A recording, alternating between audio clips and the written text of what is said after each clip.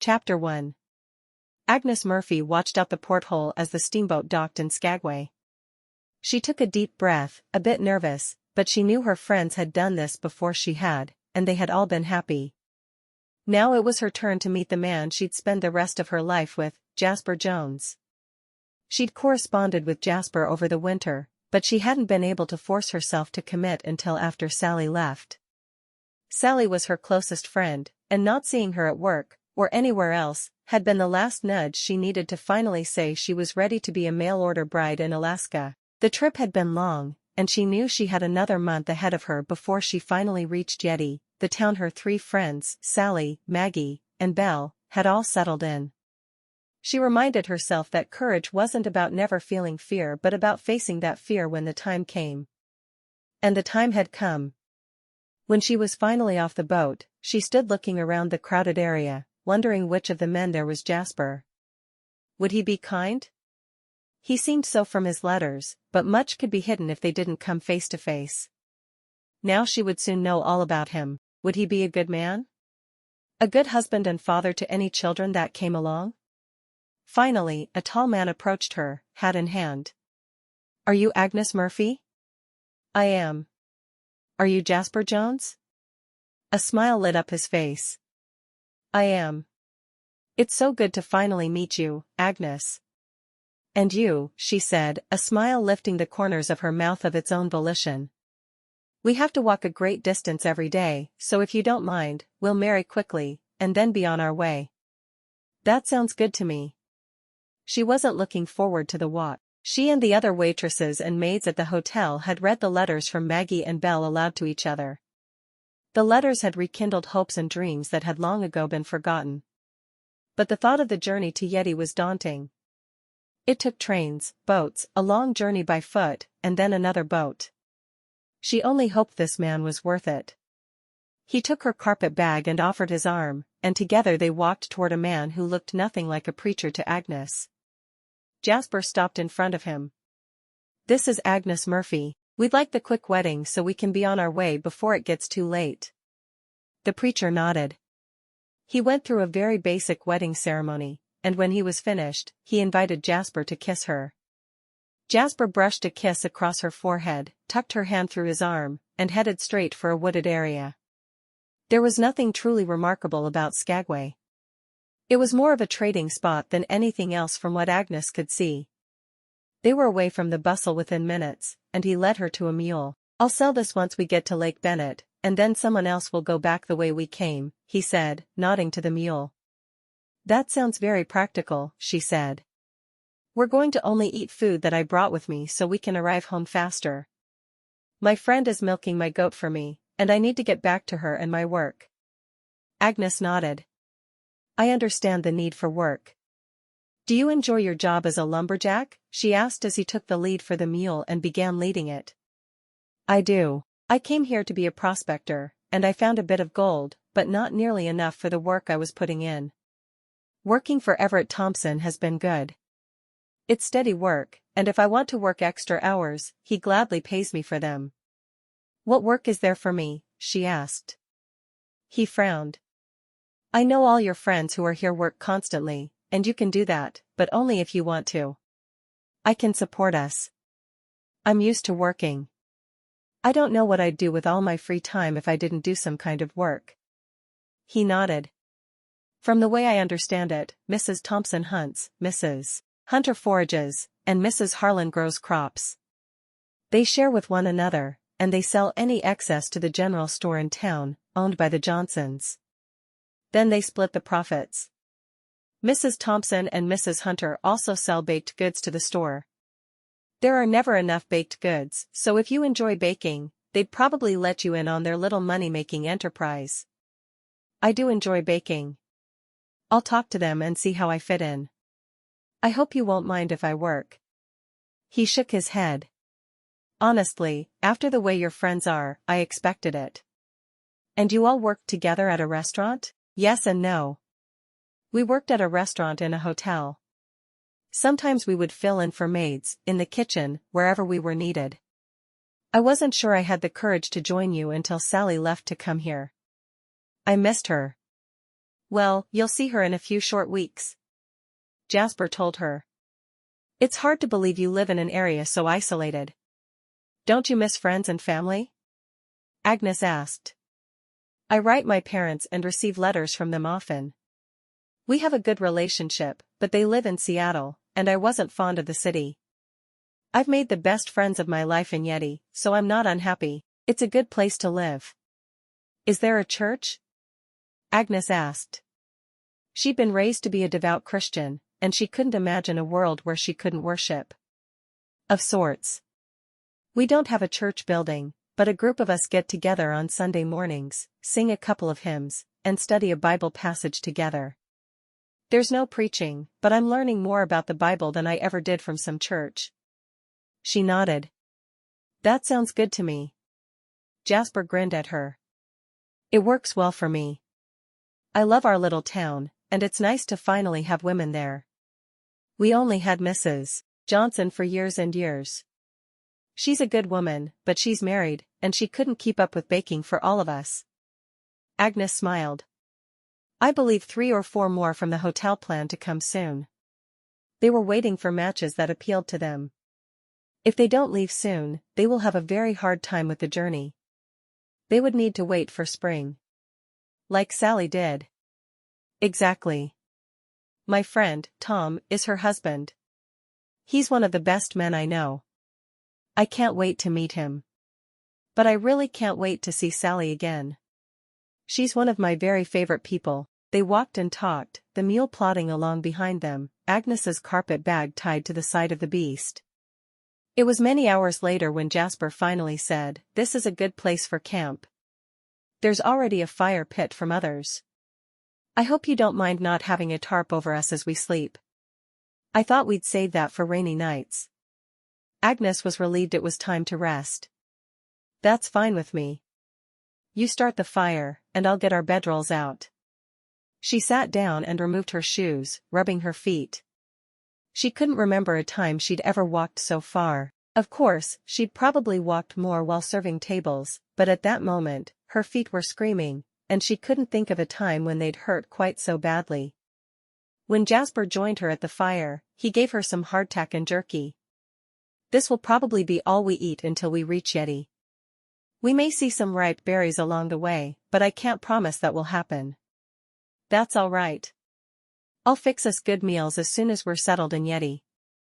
She took a big drink from the flask he handed her, happy to have fresh water. We'll boil water every morning, but that will be the only cooking we'll do on the trail. That's fine. I'm happy to boil a pot of water. Agnes looked at Jasper by the light of the fire. It was her first good look at him. He looked kind. She hoped he truly was. I put our bedrolls close together. I hope that's all right. We're married. I'd have been shocked if you'd set them away from each other. Oh, good. We're thinking alike then. That will help. She smiled. I do think it will. I just hope I can stop feeling awkward around you soon. Well, you did marry me, knowing very little about me. I'm sure we will gradually feel less uneasy around each other. May I ask for something? He frowned. You can ask, but I may not be able to provide it. I want a kiss. Before we sleep tonight. I think it would help me feel more comfortable around you tomorrow. She'd never been kissed by a man, but she felt it was right. She didn't know if he was planning to demand his husbandly rights that night, but if he wasn't, kissing would hopefully help her. Jasper smiled. You don't have to ask me twice. He leaned down and pressed his lips to hers, his arms coming around her. Agnes was surprised when his tongue touched her lip, but she liked it. More than she knew how to express. After a minute, he pulled back. I don't want our wedding night to be in the grass. She frowned. Today was our wedding, and tonight is our wedding night. It must be in the grass, mustn't it? He grinned. I mean the consummation of our marriage. Agnes blushed, hoping he couldn't see her face in the dark. I see. If it's all right with you, we'll wait for that until we get back to Yeti. That sounds like a good plan to me, she said softly. Good. He pressed his lips to hers for just a moment. I do like kissing you, Agnes Jones. I like it as well. I'm not certain if that makes me a wanton woman or not. Do you like kissing other men? He asked. I don't know. I've never had the opportunity to do so. Glad to hear it. He took her hand in his, feeling how delicate it was. We'll be leaving early in the morning. We should get some shut-eye. I don't want this day to end, she said, surprising herself. That earned her another kiss. Come on. We'll need our rest to be able to walk as far as we need to walk tomorrow. He got to his feet and helped her up. We each have a blanket, but if we get cold, we can share. She smiled. It's summer. Summer in Alaska is much different than summer in Massachusetts. I'm beginning to see that. Soon, they were settled under their blankets, and she was nestled against him. She wanted to tell him she wanted the intimacy involved in sharing a blanket, but she didn't think it was time yet. There would be time enough for getting closer. They had the rest of their lives together, didn't they? Day after day, they walked the mountain pass on their way to Lake Bennett. It wasn't an easy walk at all, but Jasper kept telling Agnes they were cutting days off their travel by taking the harder route. They'd been walking for 6 days when she spotted some berries. She hurried to them and showed him. Are they good to eat? They looked like blueberries, but he'd warned her not to eat a berry without checking with him first. He smiled and nodded. Blueberries. Can I have a few minutes to pick as many as I can? I'll hurry. Normally, he'd be in a hurry to keep moving, but he knew she was growing tired of hardtack and jerky. This would make her happier, and that's what mattered most. Yes, but we can't take long.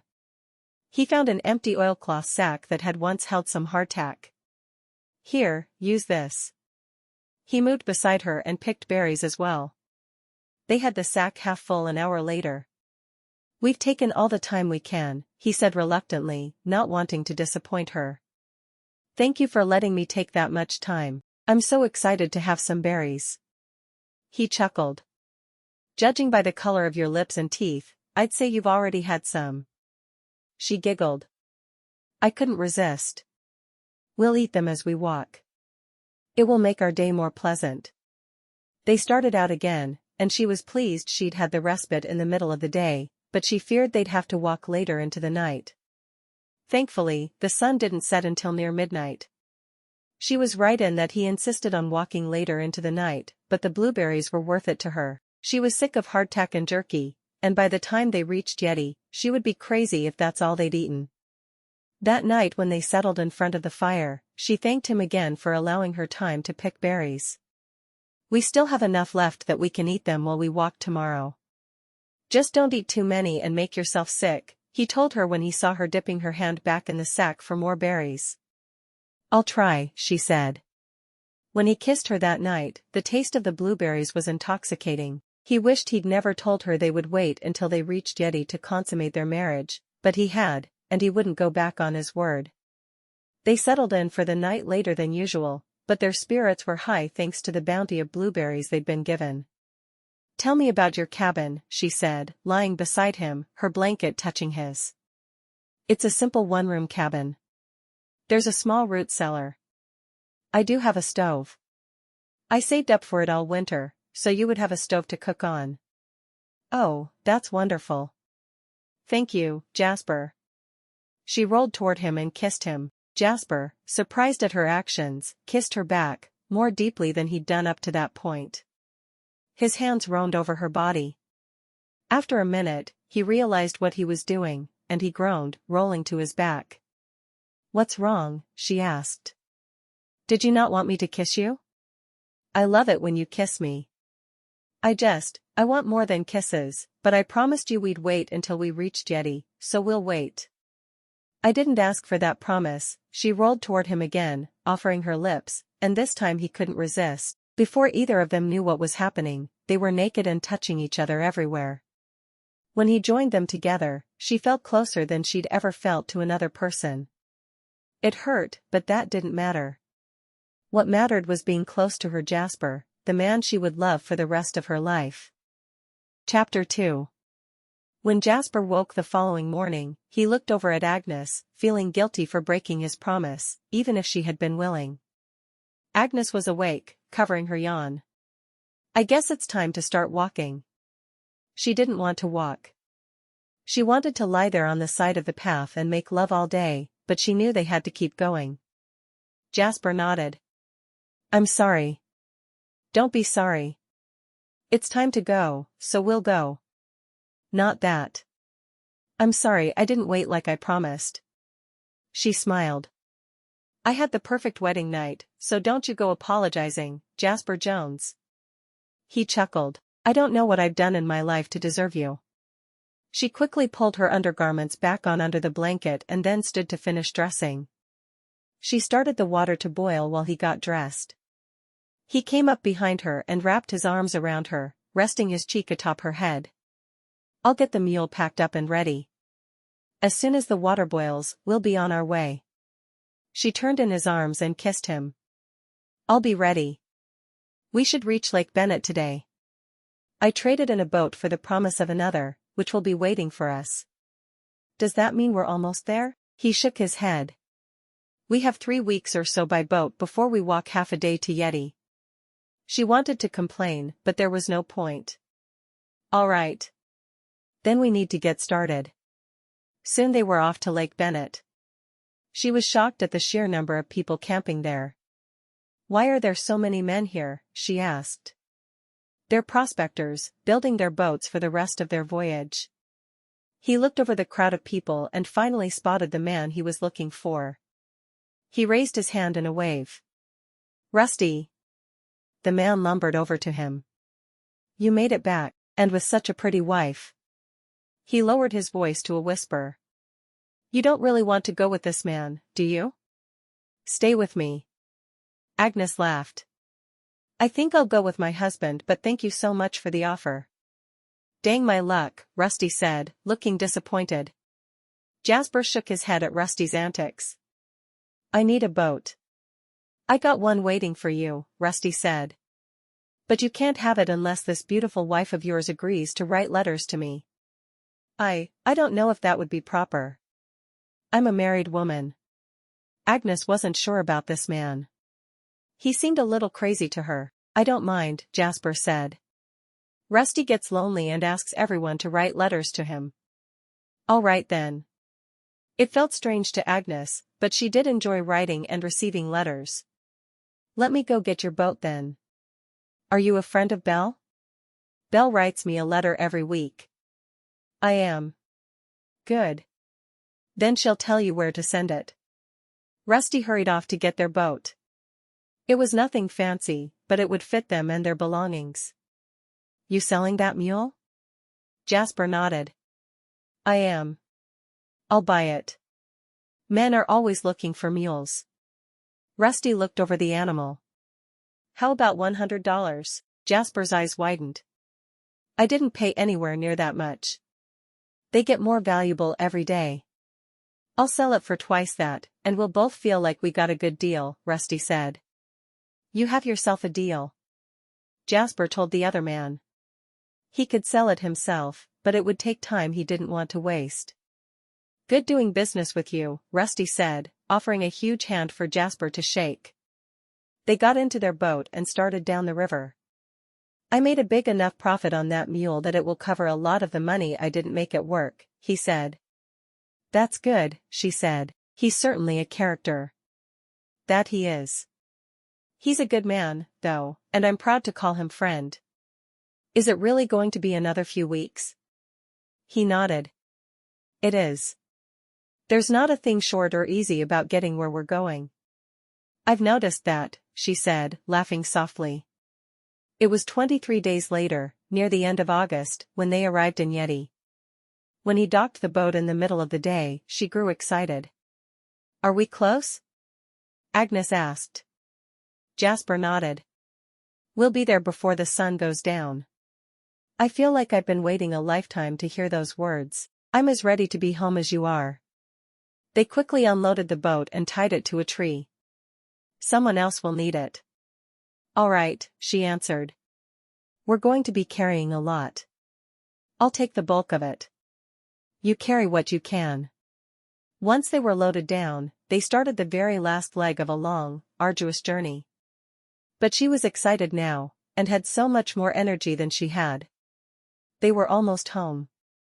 My cabin is just this side of Yeti, so we won't be walking through town tonight.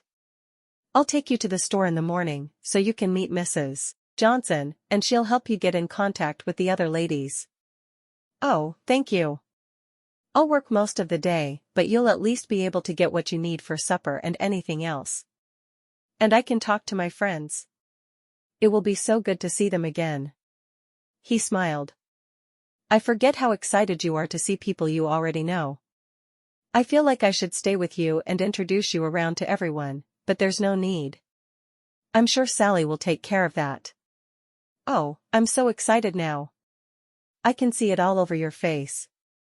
I thought I was hiding it well. I guess when you're this excited, you just can't hide it. Even through her exhaustion, Agnes found herself walking faster and faster. She wanted to be there. You need to slow down a bit, he finally said. I'm carrying too much to keep up with you. She forced herself to slow down a bit. I just want to be there. It's been so long. It'll be nice to have a bed to sleep in tonight. He looked over at her, and she smiled. Other than that one night, they hadn't made love. It was time, and they both knew it. Is there food I can cook at your cabin? He shook his head. No, there's going to be another night of hardtack and jerky. Then you can go to the store tomorrow and get whatever you want to fix. All right. When they finally reached his cabin, she hurried inside to see what awaited her. To her surprise, everything was perfectly clean. There should have been a layer of dust with as long as he was gone, but there wasn't. He stepped inside and looked around. Sally must have come by and cleaned things up for you. I wouldn't be surprised if there's food in the cellar. Agnes found the trapdoor and hurried down the ladder into the cellar. You're right, she called back up. There was some salt pork and enough greens for a salad. Soon, she was cooking on the brand new stove he'd bought for her, excited to eat a decent meal for the first time in weeks. I hope you're hungry, she called out. She had no idea where Jasper had disappeared to, but it didn't matter. He'd be there when the food was ready. To her surprise, he wasn't. She waited for several minutes before hearing footsteps. Jasper. I was getting worried. Instead of Jasper, it was Sally running toward her for a hug. You wouldn't believe how much I missed you. How did you know we were back? Agnes asked, hugging her friend close. Jasper came to get his goat, and he told me you wouldn't mind seeing me. Wouldn't mind? That's putting it mildly. It's all I talked about. Thank you for leaving food for me. Sally smiled. I thought you'd know where it came from. I'm going to have the other ladies come over around 10 tomorrow morning, and we'll discuss business ventures. Agnes laughed. Jasper said you'd be trying to get me to join you. He was right. We have ideas. We'll be here in the morning, and we'll talk then. I'll let you get back to your supper. Thank you for all you've done to help. Agnes said. I'd do anything for you. You know that. Jasper walked in as Sally hurried off to her home. I thought you could use a nice surprise. Agnes threw herself into Jasper's arms. Thank you so much. You're the best husband a girl could ask for. He chuckled. I don't know about that. I do. No one else would have thought to bring my friend over when they were so tired. You could have let them care for the goat another night, and instead, you went out of your way to do something that would please me. It worked. You get extra husband points. What are husband points? She shrugged. I'm not sure yet. I just know you deserve extra, whatever they are. I guess I'll take them then.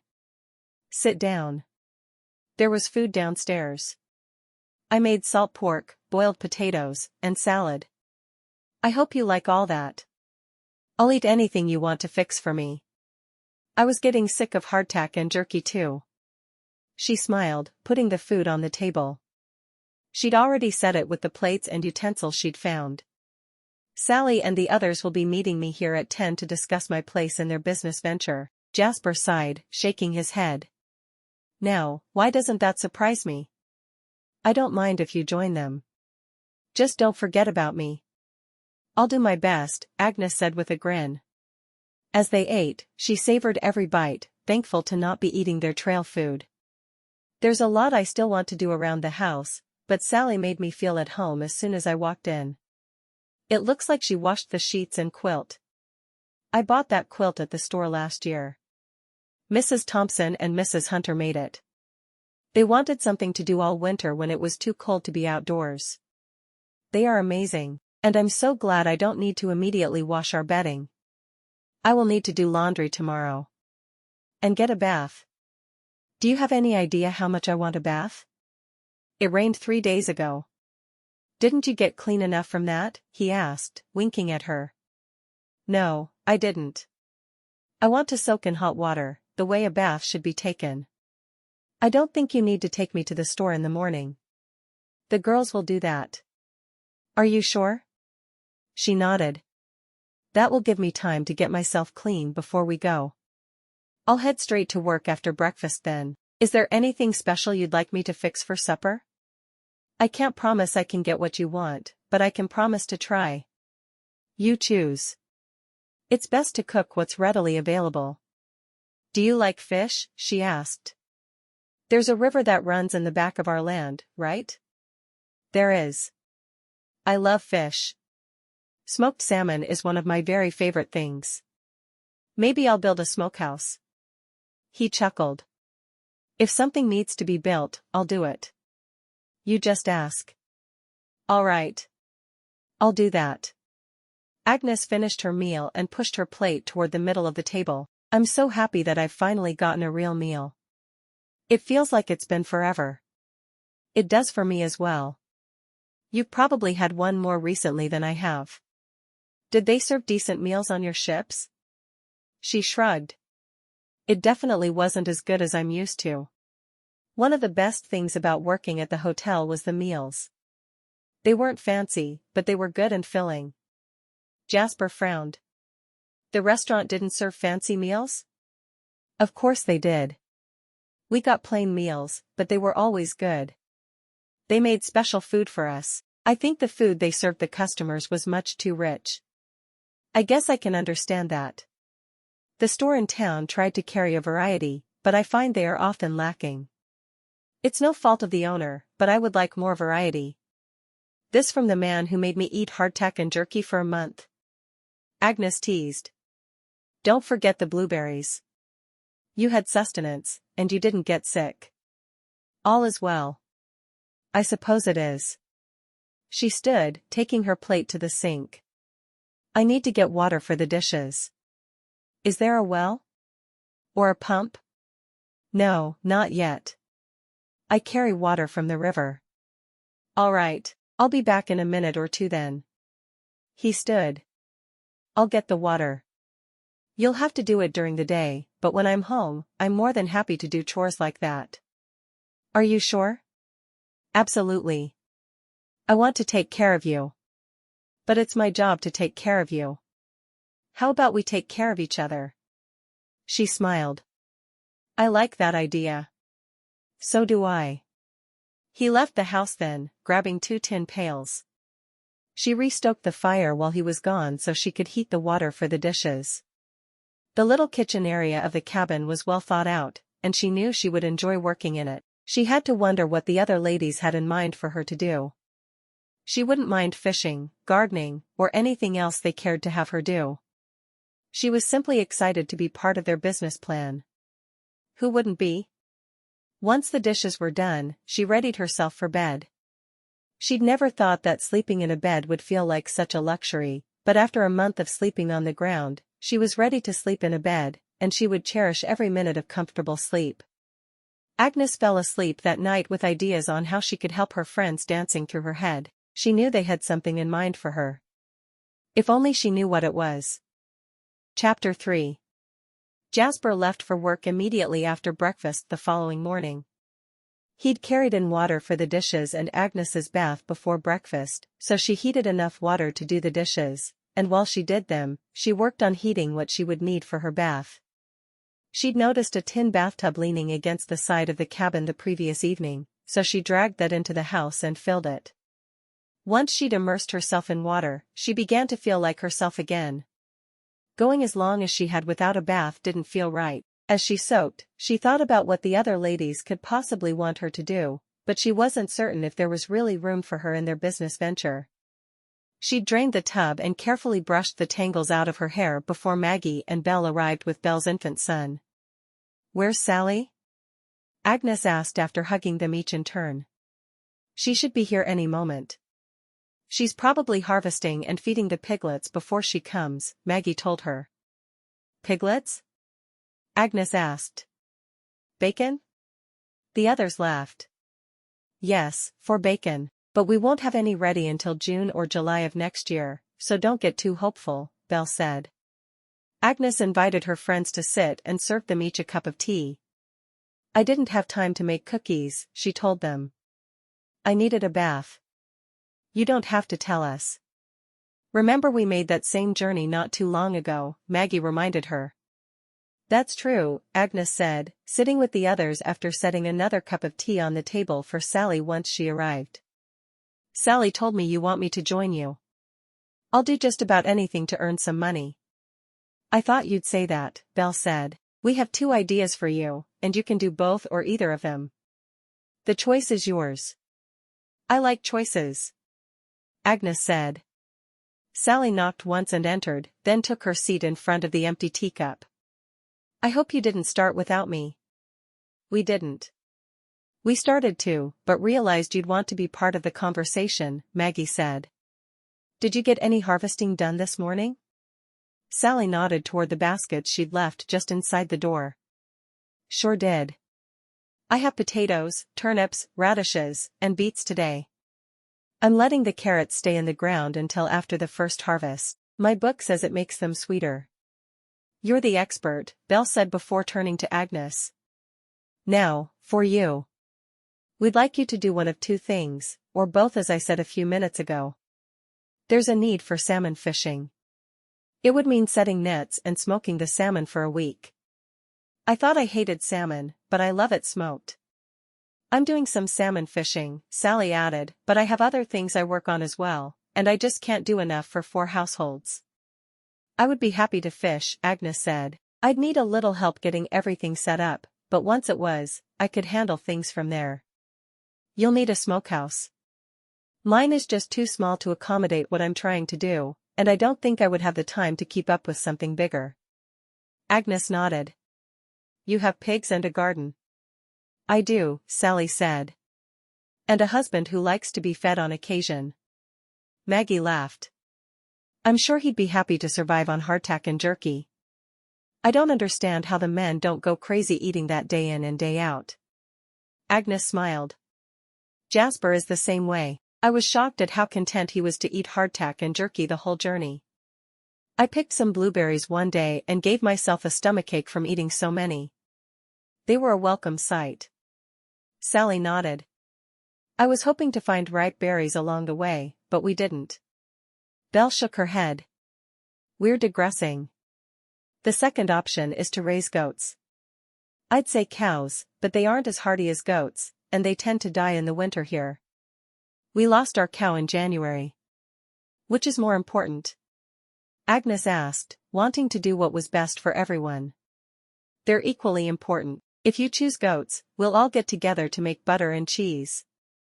If you choose fish, we'll help build the smokehouse." "I think I want to do both." "Will that leave something for the others to do?" "There are at least 3 more women from the hotel interested in coming here. They've spoken to Mrs. Tandy, and they're waiting on their matches." Sally smiled. "That's what we were all hoping you'd decide. How we work things is that we share equally. For instance, I brought 2 big baskets of produce from my garden. We'll split each thing into 4 shares. What you do with your share is up to you. Canning and putting in the root cellar would be the most obvious choices. Cook it for your supper tonight if that's what you need to do." Belle nodded. "And we split the money we make. Say you sell some of your smoked salmon to the store. Katie Johnson, the woman who runs the store, will add equal parts to all 4 of us. But the same goes for when I bake strawberry shortcake or any of the other treats I'm constantly making. Or the forage I find and the bread I bake daily, Maggie added. Sally nodded. I haven't made much money yet, but I've gotten a share of what they do, and we've all got smoked salmon for winter as well as the crops from my harvest. Once the pigs are big enough to butcher, we'll have bacon and salt pork to sell, and those funds will be shared. If I get a more bountiful harvest from something than we can use, I sell it. I see. So even if I never sell anything directly to the store, I'll still make a share, Agnes said. Belle nodded. We're doing this together. We get paid the same amount. I think that sounds wonderful. What if I want to grow a garden as well come spring? Then you can keep it for yourself or we find a way to add it into what we're doing. It may be easier for you to help Sally with her garden instead of starting one yourself, but if you want one, you should do it, Maggie said. Same if I bake for the store? Agnes asked. Sometimes I get in the mood to bake. Same thing. If it seems like you're doing more than your share of the work, then we'll work it out so you get to keep part of it. If Sally sells salmon to the store, that money is all hers because she's doing so much. Will you stop doing salmon if I start? Agnes asked Sally. No, because I enjoy it. You'll be able to set things up the way you want and sell extra if you choose to. I doubt there will be extra this year, but there should be next year. This year is mostly getting everything working for us. Building what needs to be built. Learning the steps to smoke salmon. Getting the piglets. Agnes nodded. All right. As long as Jasper agrees, I'll do goats and salmon. She rubbed her hands together. I'm getting excited to help. Good, Maggie said. We love excitement. She rubbed her belly, only having a short time left before her baby would be born. And Mrs. Johnson from the store doesn't mind the extra work of dividing our profits? Agnes asked. Not at all. You'll love Katie, Belle said. She was the only woman in town before I arrived, and she taught me so much about how to survive here. We work as a team, and she understands that perfectly. So, what do I do today? Agnes asked. I mean, I know I need to do our laundry, but thanks to you, I don't even need to clean the cabin. Why don't you go with me to meet Katie today, and then I'll show you where to find good forage, and we can work together on that. There are some good berries coming ripe, and they are great to camphor pie fillings and make jam from. And then you come back here and do laundry. We'll talk to our men about building a bigger smokehouse and an enclosure for all the goats. I know you have one, but I think you should get at least 6 more nannies and a billy. Don't get too attached, we may end up using them for meat. Maggie seemed to like the idea of having someone else who would forage on occasion. Agnes wrinkled her nose.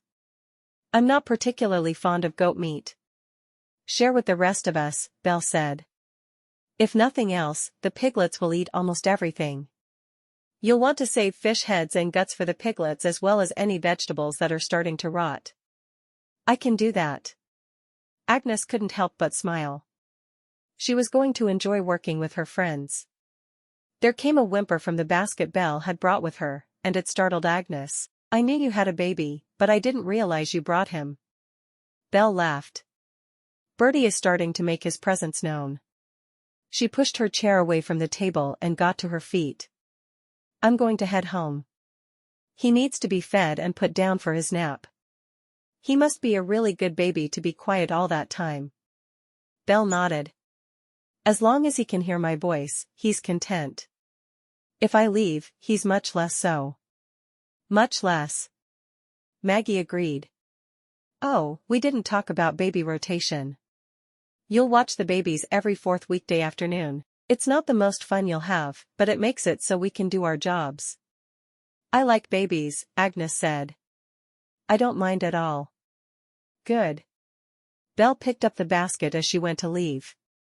We'll see you later when you drop off forage. Wait. You need to take your harvest for the day, Sally said, quickly taking the baskets to the table and making 4 even piles for them. All right. Food is tucked all around the baby. He should be happy for a minute or two. They all laughed as Sally took her baskets, one partially full with her own share. You two have fun, I'm going to go check the salmon nets. After Sally was gone, Agnes looked at Maggie. Is she doing too much? Maggie sighed. Probably, but she keeps adding to what she wants to do. We can't seem to stop her. All right. I'll try not to worry. Agnes quickly washed the teacups. I'm ready when you are. We'll need baskets, Maggie said. I fill 2 every morning and every afternoon. That's a lot of forage. It's plentiful if you know where to look. Am I allowed to forage without you? At least until we get my smokehouse built and the goats come in. Absolutely, any way you can help is good. I would try to spend a day with Sally if I were you. You can learn the process of smoking the salmon and help her with her garden. It's a really busy time for her. I will do that tomorrow. I'm not looking forward to talking to Jasper about buying goats. Mrs. Johnson will order them for you. Talk to him tonight. We can pool our money if we need to. Agnes shook her head. I have a good amount of money saved up. Even better.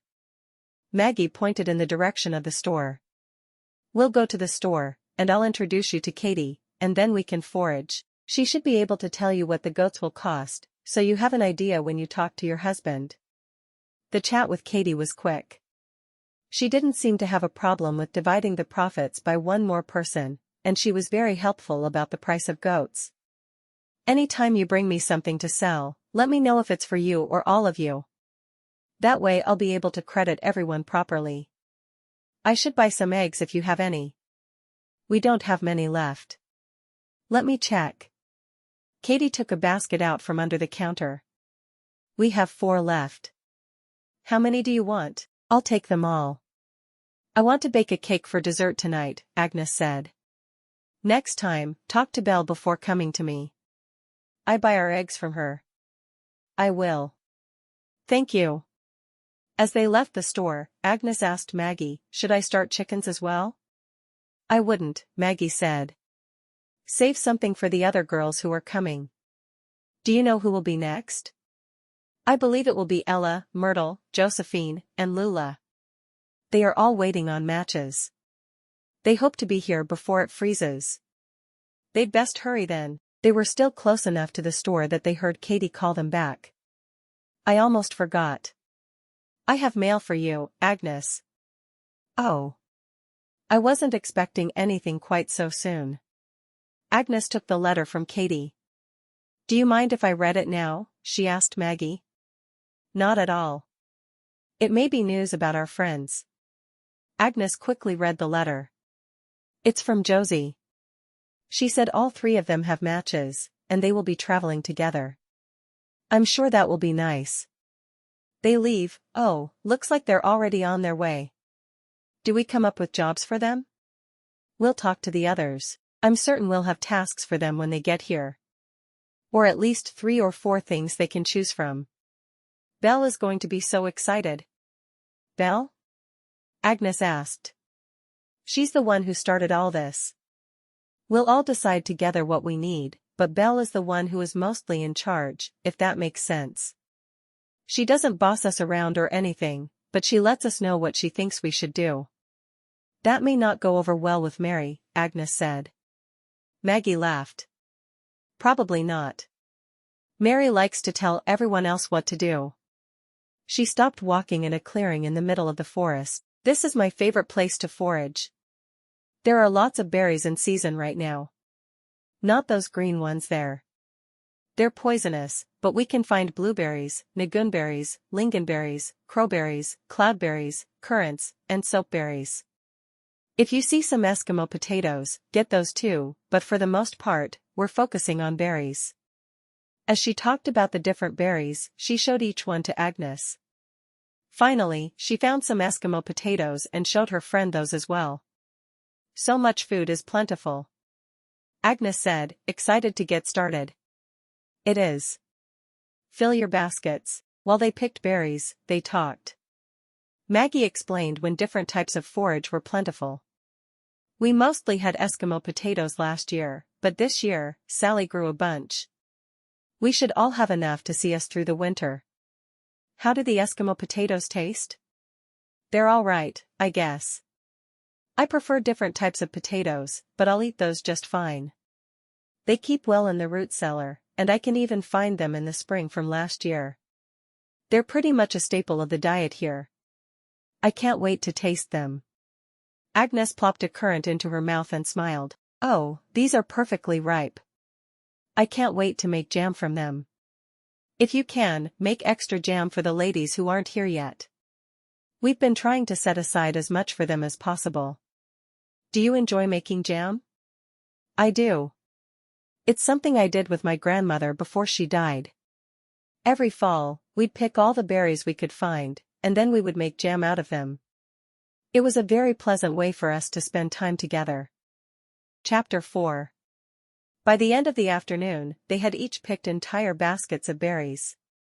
Does it matter what kind of berry everyone gets? Agnes asked, looking down at the colorful array of berries in her baskets. Not at all. I like to just give everyone a mixture. Mixed berry jam is delicious, and the men in the area love mixed berry pies. Maggie's baskets weren't quite as full, but she was moving slowly, due to her advanced pregnancy. That's what I'll do as well then. It won't hurt feelings if I bake a few extra pies for the store? Agnes asked. Not at all. I'll talk to Belle, but you'll probably keep the pie money for yourself because it's more than what you've agreed to do. No. Because you are all giving me what I need to make it through the winter, and I'm only helping for a short time. Maggie frowned, thinking about it. I guess that's all right. It does make sense. So, what do we do now? I usually head to Belle's first and drop off her share. Then I go to Sally's with less in my baskets and take whatever produce she has set aside for me. And what do we do in winter? Agnes asked. We continue to bake for the store. We all gather at one of the cabins, and we quilt together. Or we work on our own projects, but we tend to do it all together. It makes it easier to not feel isolated. The weather is bad enough that we can't get out for days at a time, so we make the most of the days we can leave our homes. Maggie looked down at her stomach. I'll be taking care of my little one, so most gatherings will be at my cabin. The baby will be too little to take out in the snow much. Bertie will do better than little Bob. Bob? We haven't decided on names yet, but James is hoping for a boy we'll name after his father. So, we've started calling him or her Bob until we know what we'll truly name it. That sounds like a smart way to do things. What would you name a girl? We're talking about Charlotte, but we're not sure yet. We'd probably call her Lottie. I like that. Lottie or Bob. Agnes smiled. The idea of a baby is so far off for me. I want children, but I feel like I've only been married a day or two. I understand. I think James and I would have both preferred a little more time before the babies started coming, but we're also pleased it happened quickly. The emotions are very mixed. Maggie stopped in front of a cabin and knocked once before entering. We brought berries. Oh, I see some pies in my future. And jam, Agnes said. If you make a lot of jam, don't immediately sell it to the store. We don't know if anyone else will be joining us this year, and if someone does, they'll want jam. Belle turned from the stove where she was stirring a large pot. She quickly dried her hands on her apron and walked to the table where she had a large bowl waiting for the berries. Oh, we do know. Agnes said. I got a letter today from Josie. She, Mary, and Teresa have already left to come here. They're traveling together. Belle smiled. That's wonderful. We'll come up with other things for them to do. Another person foraging would be nice, Maggie said. And maybe one more growing crops. And the third, Agnes was trying to think of what to have the third person do. Maybe one person could bake. If we had someone always baking, we could make a lot more money, Belle said. Not a bad idea, Agnes said. I can certainly add baking to what I'm going to do. Belle shrugged. Maybe until the goats come in. I did talk to Katie about pricing today. She said she could get me yearlings, so I wouldn't have to start from scratch, Agnes said. I'll have to rotate out my billy goat every year to avoid inbreeding, but it definitely sounds doable. And will you butcher all the billis that come from your farm? Maggie asked. I guess I'd have to. Belle smiled. Don't introduce the goat to Maggie then. She can't bear the thought of eating an animal she knows. Agnes smiled. I guess you didn't grow up on a farm. An orphanage. Most of our food was donated and any meat was wrapped in white paper. The boys didn't go out and hunt? Agnes asked, surprised. We were all girls. We were church-run, and they didn't think it was a good idea to have boys and girls in the same orphanage, Maggie said. So, no one was hunting. I like hunting, Agnes said. Maybe I'll set some rabbit snares. I love rabbit stew. Belle studied Agnes for a moment. Maybe you can hunt with me until we get your other tasks set up. We mostly do bow hunting because of how expensive ammunition is here. We can make our own arrows. Or there's an Eskimo tribe about a day's walk from here who will happily trade. Are they friendly? Agnes asked, fascinated by the idea of Eskimos. They are cautiously friendly, Belle said. They trade with us, but they don't want to socialize with us. I see, Agnes said, carefully dividing the berries she'd picked as Maggie did the same. While you're here, you should get some meat for supper from our cold house. We have venison, smoked salmon, rabbit, and duck to choose from. Belle tilted her head to one side, thinking. And moose. There's probably more, but I don't remember for certain. I'll take some rabbit if that's all right. I've been craving a good rabbit stew. That's fine. Maggie can show you where the cold house is, and everything is labeled. If there's something else you want to take instead, go ahead. Thank you. We share everything. That's what makes this work for all of us, Belle said, going back to stirring her supper. Maggie led Agnes to the cold house, which was filled with ice and meat of all sorts. Agnes looked through for rabbit, and though she searched, she couldn't find any. She settled on venison instead. This will work, she told Maggie. All right. Now to Sally's cabin. Do you think you can find your way home? Agnes nodded. There seems to only be one wide path, and I know where to leave it to get home. It's easy, Maggie agreed. When they got to Sally's place, Agnes was in awe of all the buildings and the large garden. I should help her. Maggie laughed. Sally likes to do things her own way, which mostly means she doesn't want us helping with the garden. Agnes nodded. I'll keep that in mind. Sally was in the garden, picking some peas. Did you get good forage? Sally asked as she continued her work. We did. Lots of berries for you. Agnes called back. Great. Give me a minute to finish this row of peas, and I'll be right in with peas for you both. Maggie and Agnes went into the cabin and poured Sally's share of the berries into a large bowl. You should have been here for rhubarb pie season, Maggie said. I thought I hated rhubarb, but Sally taught me differently. I bet she has some canned goods, and she could make you a pie. I love rhubarb pie. My grandmother and I made it every spring. Did you never cook with your mother? You seem to only talk about cooking with your grandmother. My mother was around until I was 5, and she met a man who didn't like children. She left me with my grandparents then. All of my good memories come from time spent with my grandmother. I'm sorry your mother left you. It's all right. My father died before I was born, and she wanted love. I was in the way. I'm glad she left me rather than take me into a house where I wouldn't have been loved. Agnes looked down at the bowl she'd filled. There was plenty for jam and even a pie or two if Sally was careful. What happened to your grandmother? She died. She was getting old. After her death, I started working at the hotel. It wasn't my favorite place to work, but I was able to make enough to survive, and I even have some saved up. I was loved as a child. No one can ask for more than that. My grandparents never made me feel like I was a burden. Maggie was silent, not certain what to say. What are you going to make from your berries? She finally asked. I'm going to turn half into jam and the other half into pies.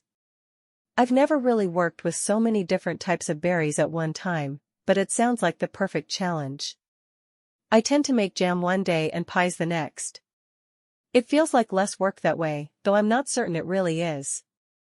Sally came in then, putting 2 large baskets on the table. Oh, good. You each have an empty basket. She put handfuls of unshelled peas into their baskets. I tried a few pods, and they were delicious. Agnes made a face. My grandmother would eat them raw as well, but I prefer my peas to be cooked. I do too, Maggie said. Well, they'll be good cooked as well, I'd imagine, Sally said. I need to start supper. Tom is so easygoing, but I try to have supper on the table when he gets home from work. Just one of the ways I tell him I love him every day. What are you having tonight? Maggie asked her. Smoked salmon. I've worked so hard to smoke it, and I've eaten very little of it, thinking I should save it for winter, but if Agnes will be fishing and smoking salmon as well, there will be enough. Sally smiled. I do love smoked salmon. And I will make peas, I think. Baked potatoes. You're making me hungry. Agnes protested, just then realizing she'd somehow missed lunch. I need to get home and start our venison stew. Remember to save any table scraps for my bacon machines, Sally said as the other 2 took their baskets and walked toward the door. Let's all meet at Agnes's cabin tomorrow, and she can tell us what Jasper has to say about our plans. Hopefully, he'll agree. He gave me the impression he'd support whatever I wanted to do, Agnes said. We'll see how he feels about goats. He'll be happy if you're happy, Sally said. Agnes walked home alone, thinking about everything that had transpired that day. She was excited to talk to Jasper about what her plans were over supper. She only hoped he would agree. As soon as she got home, she started the stew in a large pot. Then she began the tedious task of laundry. She was wearing her only dress that was clean, and she knew Jasper was out of clean clothes as well. She knew she should have started the laundry earlier in the day, but she'd been jumping into work headfirst. Jasper arrived as she finished hanging the clothes on the line. He walked to her and kissed her softly. Thanks for doing the laundry, he said. I meant to have it dry before you got home, but I was out foraging with Maggie most of the day. I don't mind, he told her. What plans do you have going forward? Are you joining the others in their business venture? She nodded. I am. We have 2 jobs for me to accomplish. Let me get supper on the table, and we'll talk about them. While he washed his hands, she set the table and served the stew. She'd have preferred to put carrots into it, but they weren't ready to harvest yet, so she made do with some of the peas she'd received. She put both bowls on the table and sat down, reaching to hold Jasper's hand during their prayer. After she'd eaten a few bites, she brought up the business again. They would like me to catch and smoke salmon, and said their husbands would help build me a smokehouse. And they'd like us to raise goats. I know you have one, but we'd get several females and 1 male. Katie said she could get us yearlings, so we wouldn't have to wait long for there to be fresh milk. He nodded. What price did she give you for the yearlings? He asked. She named the price, and he slowly shook his head. I don't have that much saved up. I do, she said. I've saved every dime I could since I started working at the hotel. I can buy the goats if you'll build me a barn for them. I can't let you spend your own money on goats. Why not? She asked. I have it. I was saving it for my future. Goats will be our future. I think it's the smart thing to do. It goes against the grain for you to pay for something. I feel like I should be providing for you, not the other way around. You said you didn't mind if I joined the others in their business. This is how I join them. I'd really like to do it, and I was planning to use my own money all along. He watched her for a moment, trying to wrap his head around the idea. All right. I'll help however I can. Agnes wanted to jump up and down with joy. Instead, she thanked him. I'm excited to learn about goats. We can make cheese. I do like cheese. Chapter 5. The following day, after letting her friends know she was going into business with them, Agnes went to the store to purchase a book on raising goats, a fact about which she knew little. The book had to be ordered, but that was fine with Agnes. She could get started on the salmon while she waited. After spending a bit of time with Mrs. Johnson, she ordered a male goat and 4 nanny goats. The goat farmer nearby would sell her grown goats, and then she would need to learn about breeding them and raising the kids. She had lunch with her friends at Belle's cabin, a place chosen because it was easier for everyone to go to Belle as she had the baby. "Why don't you come and spend the afternoon with me?" Sally asked. "I plan to bring in my nets and start salmon smoking as well as take down the ones I've already smoked. I'll show you how to do it, so after your smokehouse is built, and we get your nets set up tomorrow, you'll know how to proceed. Of course, I'm always available if you have questions, but I haven't been doing it long, so I may not have answers for you." "I'd love to," Agnes replied. She enjoyed the company of Belle and Maggie, but Sally was her closest friend in the group, and she'd rather spend some time chatting with only her. While they ate, the women talked business. Belle explained exactly how profits would be split between them. "Everett is going to donate the lumber for your barn," she said. "This weekend we'll set up the smokehouse and your nets, and the following weekend, the men will build your barn." "Oh, that's so generous." Agnes was surprised. Belle shook her head. "No, you're doing this for all of us, and Everett does have a logging operation at his disposal. It's the least we could do." "He did the same for my pigs," Sally said. "It's just the way we've been doing things." "I'm excited to be a part of everything," Agnes said. "Are there jobs if some of the others come?" Belle laughed. "I could add 12 more women, and there would still be more work to do. I like the idea of us coming together as a community. And I know the men in town are thrilled to have us here, providing for the entire area. I'd really like to have someone dedicated to drying fruits and making jam. Someone who only bakes bread. Someone who only bakes sweets. The possibilities are endless." "And another farm," Sally said. "As much as I love growing things, I'm afraid I simply can't keep up with all that I want to accomplish." "And someone could raise dogs," Maggie said. "They're used frequently here in the winter to pull sleds." "Dogs pulling sleds?" Agnes asked. "That's something I'd love to see. Believe it or not, we could have someone raising kittens as well. They could control the mouse population," Maggie smiled. "I'd love to raise kittens. Maybe we'll have one of our friends bring a couple of cats for you," Agnes said.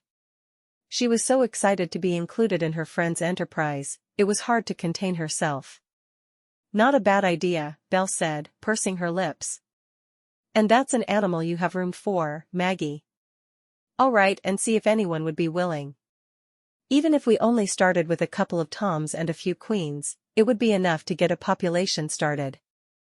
"The mice really are out of control here," Sally said. "Sounds like there really is enough work for anyone who wants to do it," Agnes said. "Though, I'm not sure if everyone would want to work after coming here. Some may want to keep house and stay close to home." "Very true," Belle said. "Oh, that reminds me. We could also have someone clean houses for the lumberjacks.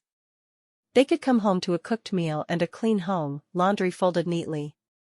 I don't know if any of the men would be willing to pay for that service, but I have a feeling they'd take anything they could get." "What if someone did a meal service for the men?" Agnes asked. "Any man who chooses could pay for as many meals as he wanted, and they would be waiting for him when he arrived home." "I think a lot of men would do that, wouldn't they?" "Most would," Maggie said. "I know James would have loved a service like that." "We'll think on that one," Belle said. "I think if someone wanted to do that, she could join us and share her profits in exchange for free ingredients, or perhaps just pay us for the ingredients. We'll make a plan for it and see if someone is interested." Sally pushed away from the table. "I'm afraid I need to get to my salmon. Would you like help with the dishes first, Belle?" Belle shook her head. "Maggie isn't up to foraging today, so she's going to stay with the baby while I hunt. She offered to do the dishes, and I'm happy to allow her the honor." They all laughed. Maggie simply shook her head. "The honor of doing dishes. Remember how we all used to hate them at the hotel?" Agnes groaned. At the hotel, I'd be doing dishes for hours on end. This is a simple 10-minute cleanup. Could I bring water in for you, Maggie?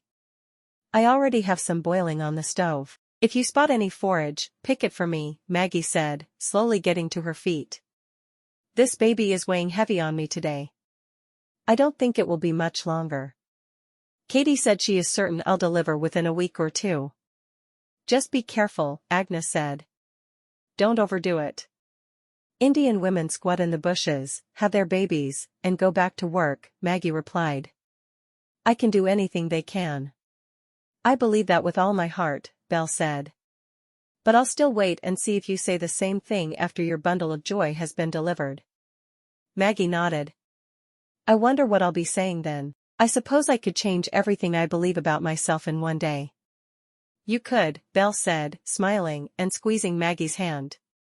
Agnes made her exit with Sally, and they headed for Sally's cabin.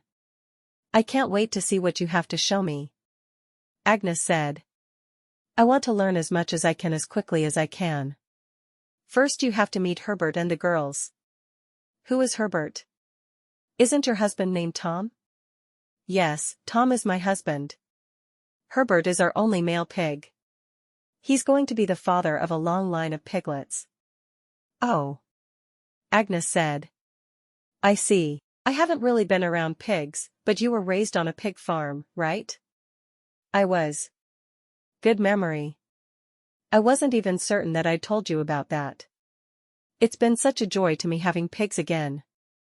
If I let Herbert out of his pen, he follows me all around. His favorite thing is when I clean the fish because I often toss him a fish head or some fish guts. He loves them. Agnes laughed. I wasn't aware pigs ate those things. They do. I'll show you the parts of the fish I want you to save for the pigs when we clean the fish that were caught in the net today. Sally nodded toward a cabin with a large garden in front of them. This is our place. Oh, it's glorious, Agnes said. I want to eat a pot of peas straight from the plant. There are some ripe. I'll make sure you get a few before we say goodbye for the afternoon. Sally paused for a moment. Did you think to get meat for our lunch tomorrow? We'll all eat together because the men will be working on the smokehouse. I didn't. It never occurred to me. I suppose I could go back to Belle's. No need. You can take some of the salmon. Whether you prefer fresh or smoked, we'll have more than enough for tomorrow's lunch. Though between the 4 couples, we could use at least 4 times what I've been able to catch and smoke. That's why my fishing operation will be larger than yours. It'll take more time, but I won't have a large garden like you do. Just the goats. Oh, you will enjoy the goats so much. I hope so. Agnes followed Sally to a large barn on one side of her property. I can certainly smell the pigs. Sally laughed. It took Tom a little while to adjust to the constant smell. For me it was almost like a homecoming. She stopped walking for a moment. Oh, I want you to save the goat manure. It'll be good for my crops come spring. If you leave it in with the hay, it will be even better when we get it out in the spring. The goats won't mind living in it? Not one bit. I can't use the pig manure because it burns crops without being aged just right. Goat manure is so much better for the soil. I'll save it then. I'll help in any way I can. When I plant this spring, we'll be glad to have it. Sally started walking again, hurrying to the pig pen. She pointed to the largest of the pigs. That's Herbert. And his girls are the other pigs. I can tell you all their names, but no one remembers but me. They think they are 2 alike, but the spots are different on different pigs. Agnes looked at the animal. I thought he'd be tiny. How old is he? 4.5 months. At this age, he's around 80 or 90 pounds. The girls are slightly smaller, but they should be. You may not be able to tell because you're less familiar with piglets than I am. I'm fascinated by all of this. I hope I'll soon be as knowledgeable about goats as you are about pigs. Sally smiled. You will be. Did you order a book about them from Katie? Agnes nodded. I ordered a book and 6 goats. I'm starting with full-grown, so we'll have a steady milk supply sooner. I hope to make cheese, but I've never done it. I have some information on cheese making in my homesteading book. I'll loan it to you, but I know I'll want it back. I'd appreciate the loan. I remember many facts when I read something, and I'll take notes on things I want to refer to later. Remind me to give it to you before you leave. Sally scratched Herbert behind his ears. Do you mind if I let Herbert come with us? Not at all. Is he well-behaved? As well-behaved as you can expect a piglet to be. I don't need to tie a string around him. He just follows me on his own. Sally let Herbert out of the pen and walked toward the river with confidence.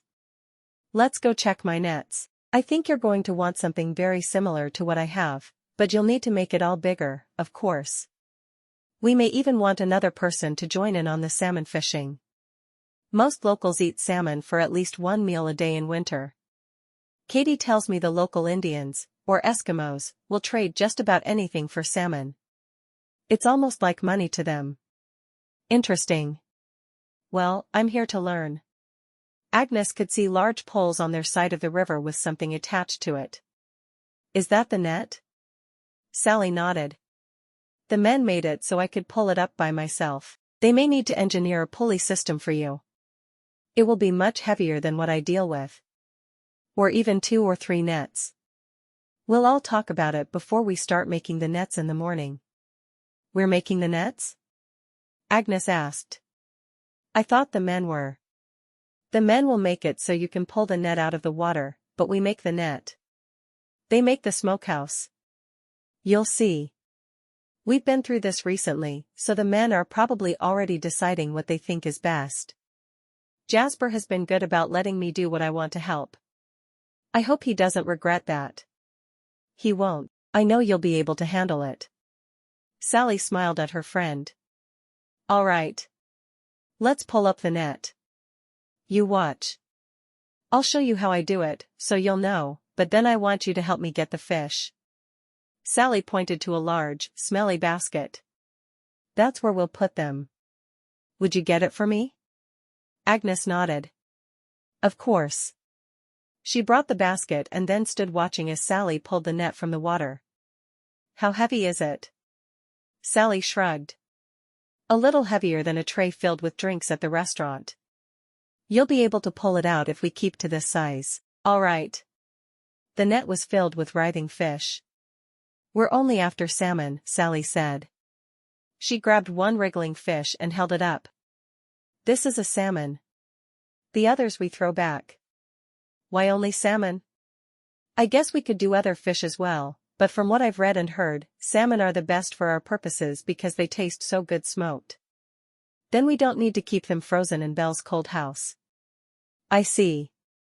I still think I want a cold house. Agnes wasn't certain if asking for a cold house was too much, but it seemed like it would help them all. I told Tom that last night. He wasn't part of building the first cold house, but he said that it's mainly digging a deep hole, then putting as much ice in as we can handle. There's no ice house here, but you could take some ice from Belle. Or wait to fill it until fall when everything will already be freezing. I see. He didn't seem to think building another would be a problem? Sally laughed softly. You will have to meet Tom to understand. He's very easygoing, and he's happy with whatever I do as long as I feed him. And even if I forgot to feed him, he'd be happy if he had hardtack and jerky. Just the thought of jerky makes me want to gag after all we had to eat on that trip here. Agnes shuddered just thinking about it. I feel the same. But the men don't seem to mind. Truly. They do like to have big meals with variety, but if they don't, they just eat what's there. Good men. They all seem to be very good men so far. I know little about Jasper. Is he a good man? Agnes thought about her friend's question for a moment. He is. He treats me with kindness and respect. His only reservations about me doing goats as well as salmon was all the work involved, but he told me if I would do the work, it would be all right. He was a little worried about money, but I had some set aside. Sally nodded. No wonder our men get along so well. They sound much alike. Agnes dropped to her knees and started pulling salmon from the net and tossing them into the basket as Sally was doing. This is a lot of fish. And most of it is salmon at this time of year. We won't get salmon in the winter, so we have to make the most of it during the warmer months. We get different types of salmon during different times of the year. Sally watched as Agnes plucked a small salmon from the net. Throw that one back. It's too small to be worth processing. Agnes threw the salmon back into the river. Perhaps we'll catch the same one in the spring. It's possible. Agnes found there was a rhythm to the work. Toss one in the basket, one into the river. Another two in the basket. Another for the river. This is fun. Sally laughed. It's not as much fun to do it alone, but I agree. Having you here makes even this chore seem like a lot of fun. When I suggested fishing, I imagined myself with a pole, dangling it into the river as I did with my father when I was a child. But this isn't as much an idyllic pastime as that was. It took them 10 minutes to pluck all the fish they wanted and set the others free. Now the hard part. We have to clean them. They walked back to the cabin, Herbert oinking at them as he walked behind them. Sally turned to the animal. I haven't forgotten you. The first fish head is yours. I guess we use every part of the animal here. We do. If at all possible. Sally nodded to a large pot. Carry that in for me, would you? Agnes took the pot, eager to help in any way she could. Now we clean them? Or do we smoke them first? We clean them, and then smoke them. Sally set the basket with the fish on the table and quickly put a pot of water on the stove to boil. I find it's easier to sit at the table to clean them.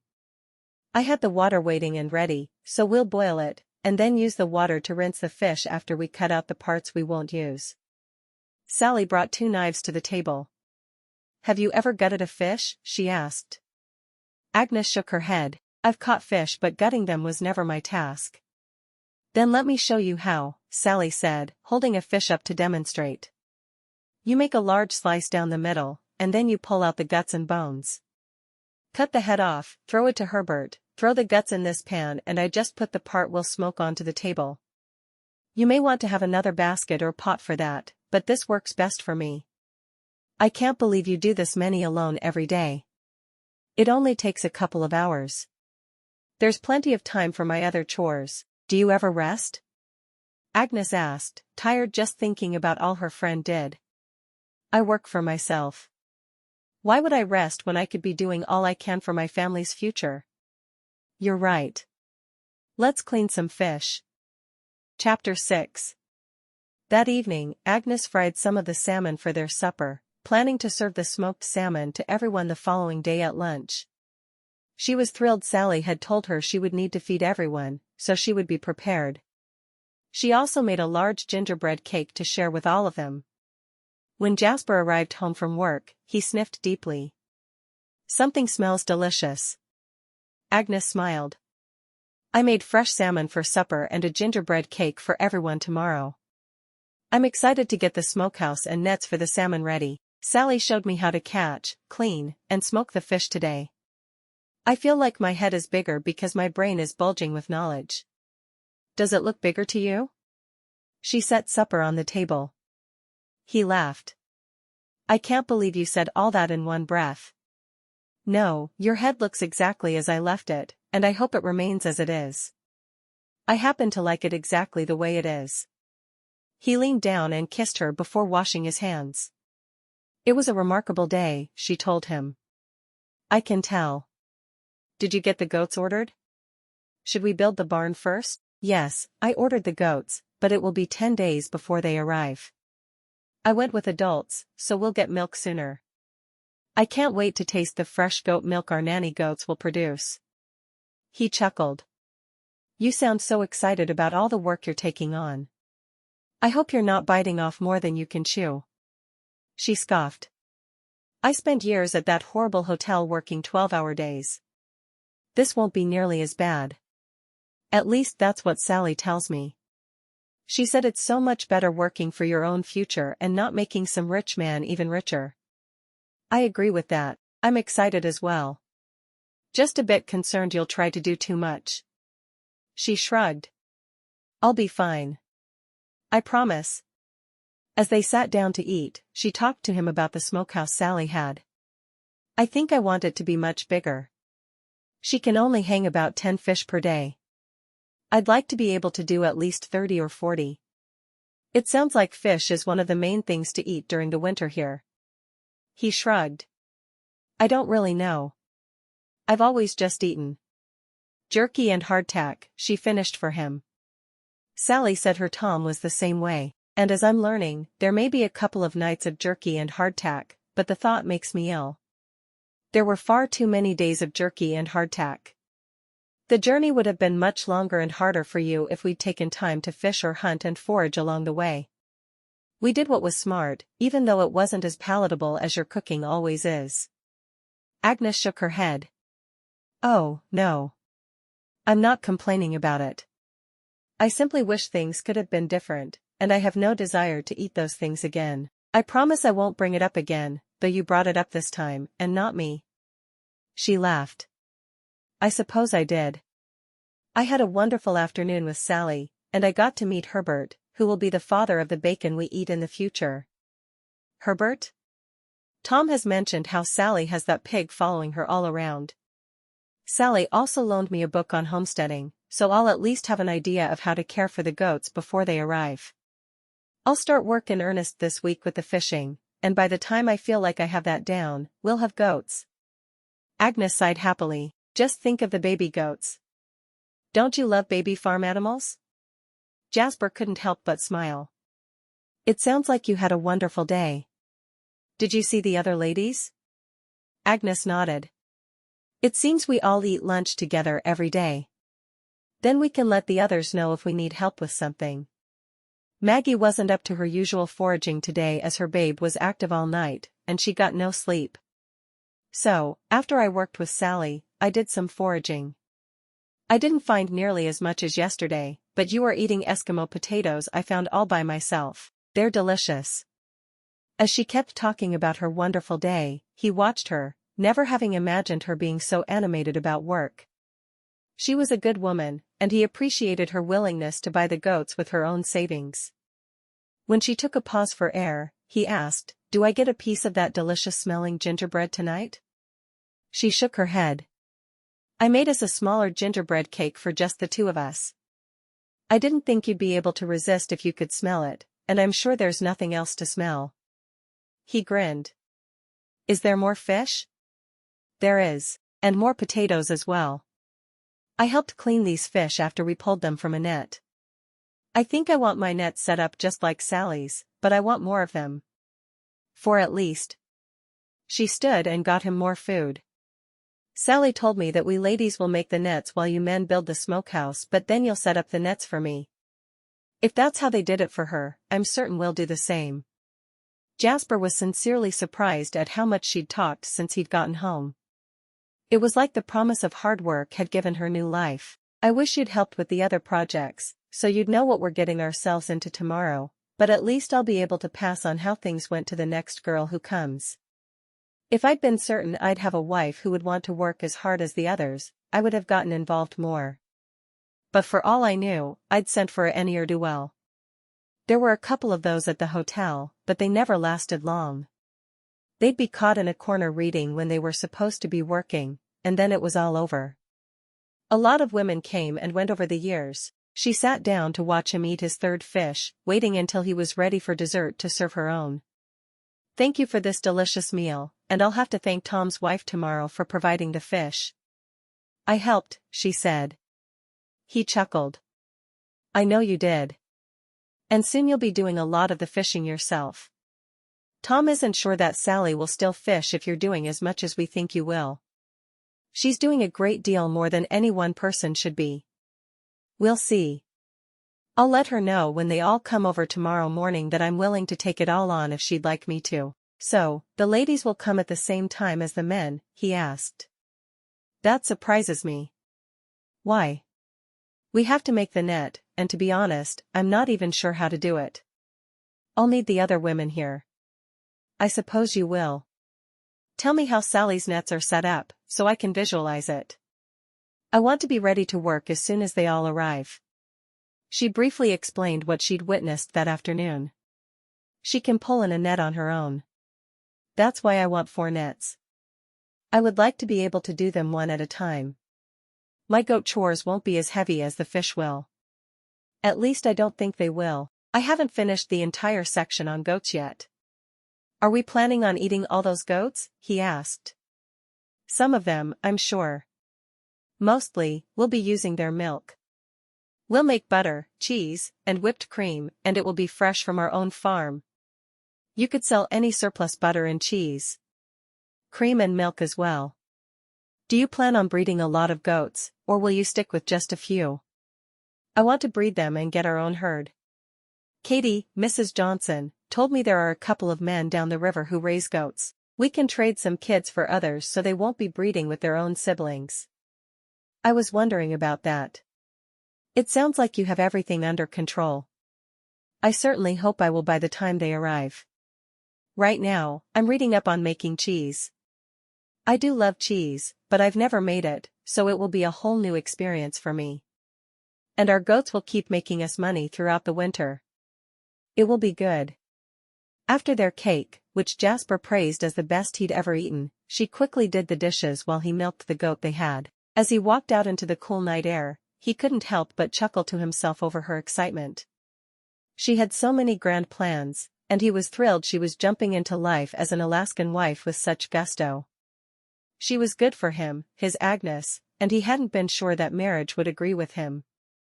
He had found himself grinning at odd times during the day as he thought about his pretty wife. Nothing had prepared him for how he would feel about her once she'd arrived. She hadn't been nearly as fun in her letters to him, and he'd almost expected a dour wife who would do her duty but not be happy about it. Thankfully, she was nothing like he'd thought. When he went back into the house, she had finished the dishes and already changed into a clean nightgown. He walked to her and simply held her close for a moment. I wasn't sure about sending away for a wife, but now that you're here, I know you are exactly where you're supposed to be. Here with me, learning about how to live a good life filled with salmon and goats. Salmon and goats. At least it's not all of one all the time. I think you'd get tired of me chattering on about just one topic. This way, you get 2 things to listen to me babble about. I could listen to you talk all day. He kissed her then, and they didn't speak for a very long while as they made love. Afterward, she lay in his arms and wondered if they'd made a baby. She'd thought it was what she wanted most in the world, but she found she liked being alone with Jasper. They needed a little time to just love one another before a baby entered their lives. Chapter 7. Agnes couldn't believe how much fun they had the next day. She outlined what she was looking for in the smokehouse, and the men went off to take care of it. She and the other ladies worked on making the net, speaking of things that had happened at the hotel, their childhoods, what they loved most about being married, and Alaska. Everything seemed to always come back to Alaska. After their noon meal, the men took her out and showed her the new smokehouse. It was just what she'd been looking for, and she was excited to use it. They attached the nets to poles, and she was ready to start part of her duties for the enterprise her friends had started. I can't believe it was all finished so quickly, Agnes said as the others got ready to go home. We work hard when it means more food for the winter, Everett said with a smile. And we work hard when we know it will please our ladies, Tom added. This was the first time she'd met the men other than Jasper, and she found she liked them all a great deal. Tom seemed like he loved Sally with all his heart, which pleased Agnes a great deal. It was good that she'd married someone who was loving. We'll be back next weekend to build a barn for those goats you have coming in. Jasper said you're going to try your hand at making goat cheese, and I'm excited to hear it. James patted his belly. I do like cheese. I hope I can do it justice, Agnes said with a smile. If we have anything to base those hopes on, I have to say, that gingerbread cake was delicious, Everett said. You'll have to give Belle the receipt. I'd love to have it, Belle said, but I won't sell it at the store. It's your receipt. You should sell it. Bake several small ones, wrap them in cloth, and take them to the store. Katie would return your cloth the next day, and you'd have more money in your pocket. It's hard for me to believe that the men are that excited for anything sweet, Agnes said with a frown. Everett laughed. The men in this town are so excited to have sweets again. You ladies could charge double or triple what you do, and the shelves would still be bare at the end of the day. I'd feel like I was taking advantage of Katie, Agnes said. Belle shook her head. Katie keeps a portion of each sale. She earns money from our hard work. She practically begs for us to do more, but we have too many other things that need to be taken care of to devote that much time to baking. Truly, I think the next woman who comes here to marry should open a bakery. She wouldn't have to sell, because Katie would do that. She'd just have to bake. Hopefully someone will do that, James said. Maggie needs to do less now that our baby is almost here. Belle could tell he was excited about the baby by the way he looked at Maggie and draped an arm around her shoulders. Maggie walked to the door. Let's go home, and I'll feed you, she said to James. Man, I do love hearing those words. James grinned at Maggie and kissed her nose. For a second, Agnes was startled by the public display of affection, but she understood that social niceties were not as strict in their frontier town as they had been back in Massachusetts. As the others left, Agnes turned to Jasper. I had so much fun today. Jasper laughed. You'll have as much fun when we do this again next week. Lunch was wonderful. All the other men were raving about how good it was.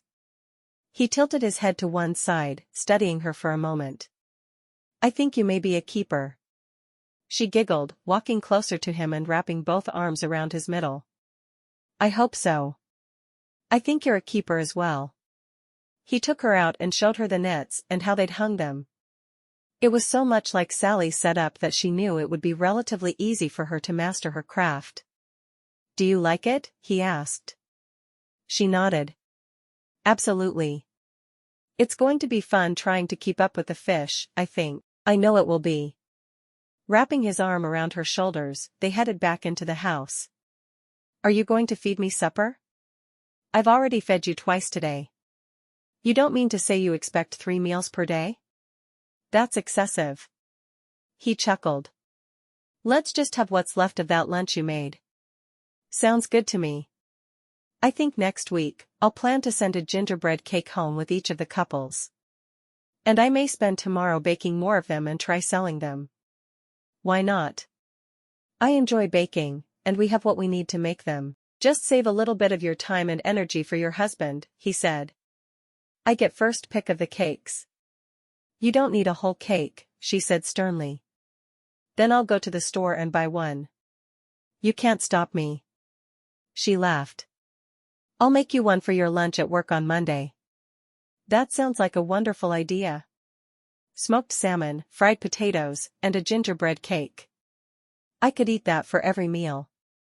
We'll have smoked salmon coming out of our ears in another week. So glad to hear it.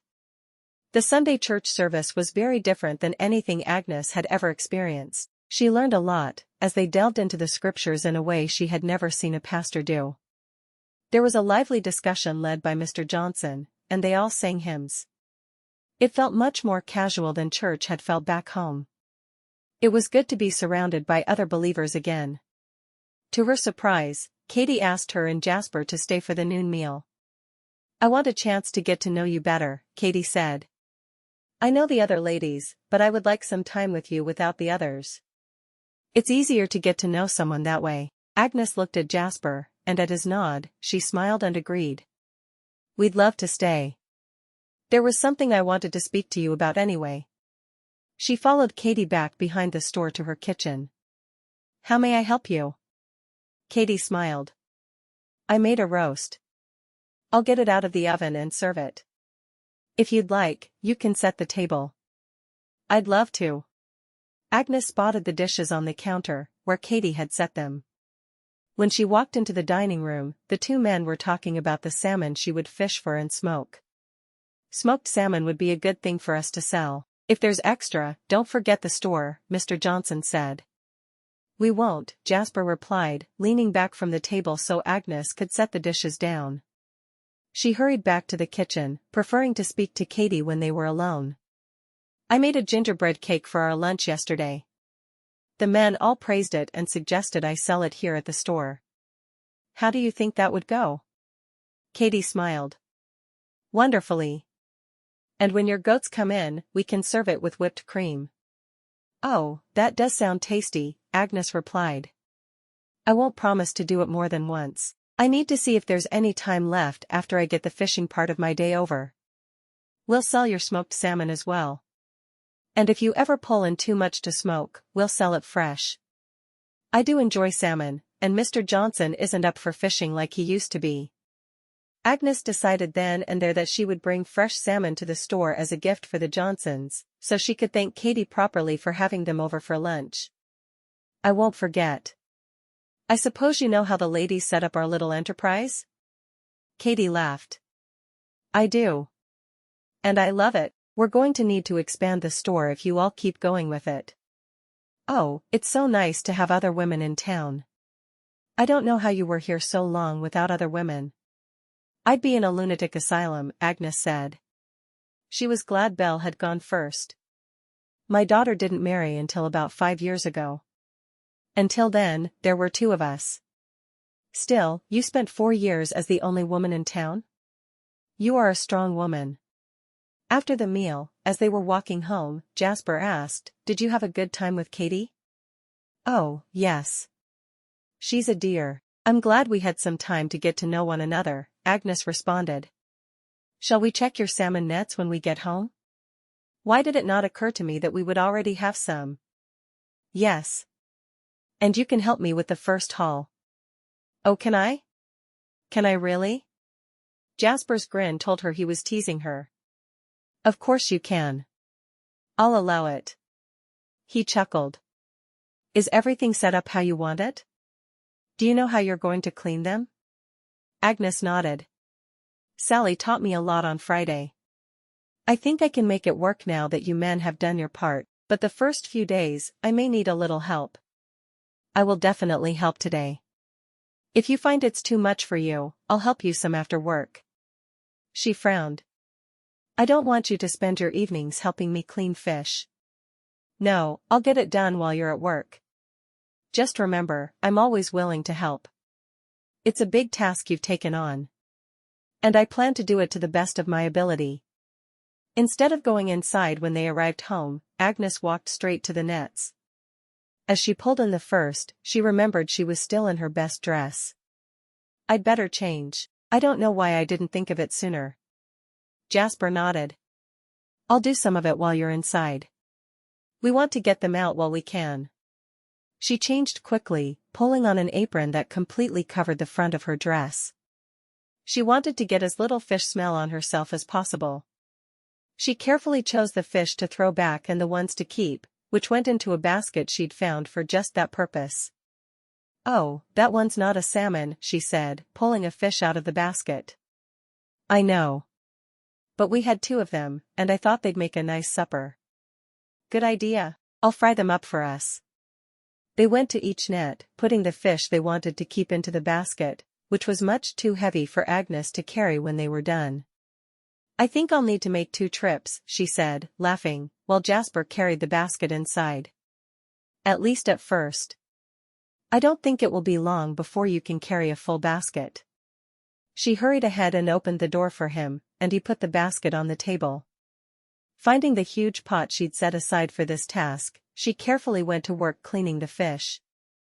We need to save all the heads and guts for Sally's pigs, Jasper nodded, throwing the parts that would be wasted otherwise into the pot. I can carry this over to their home while you cook supper if you'd like. That would be wonderful, Agnes said.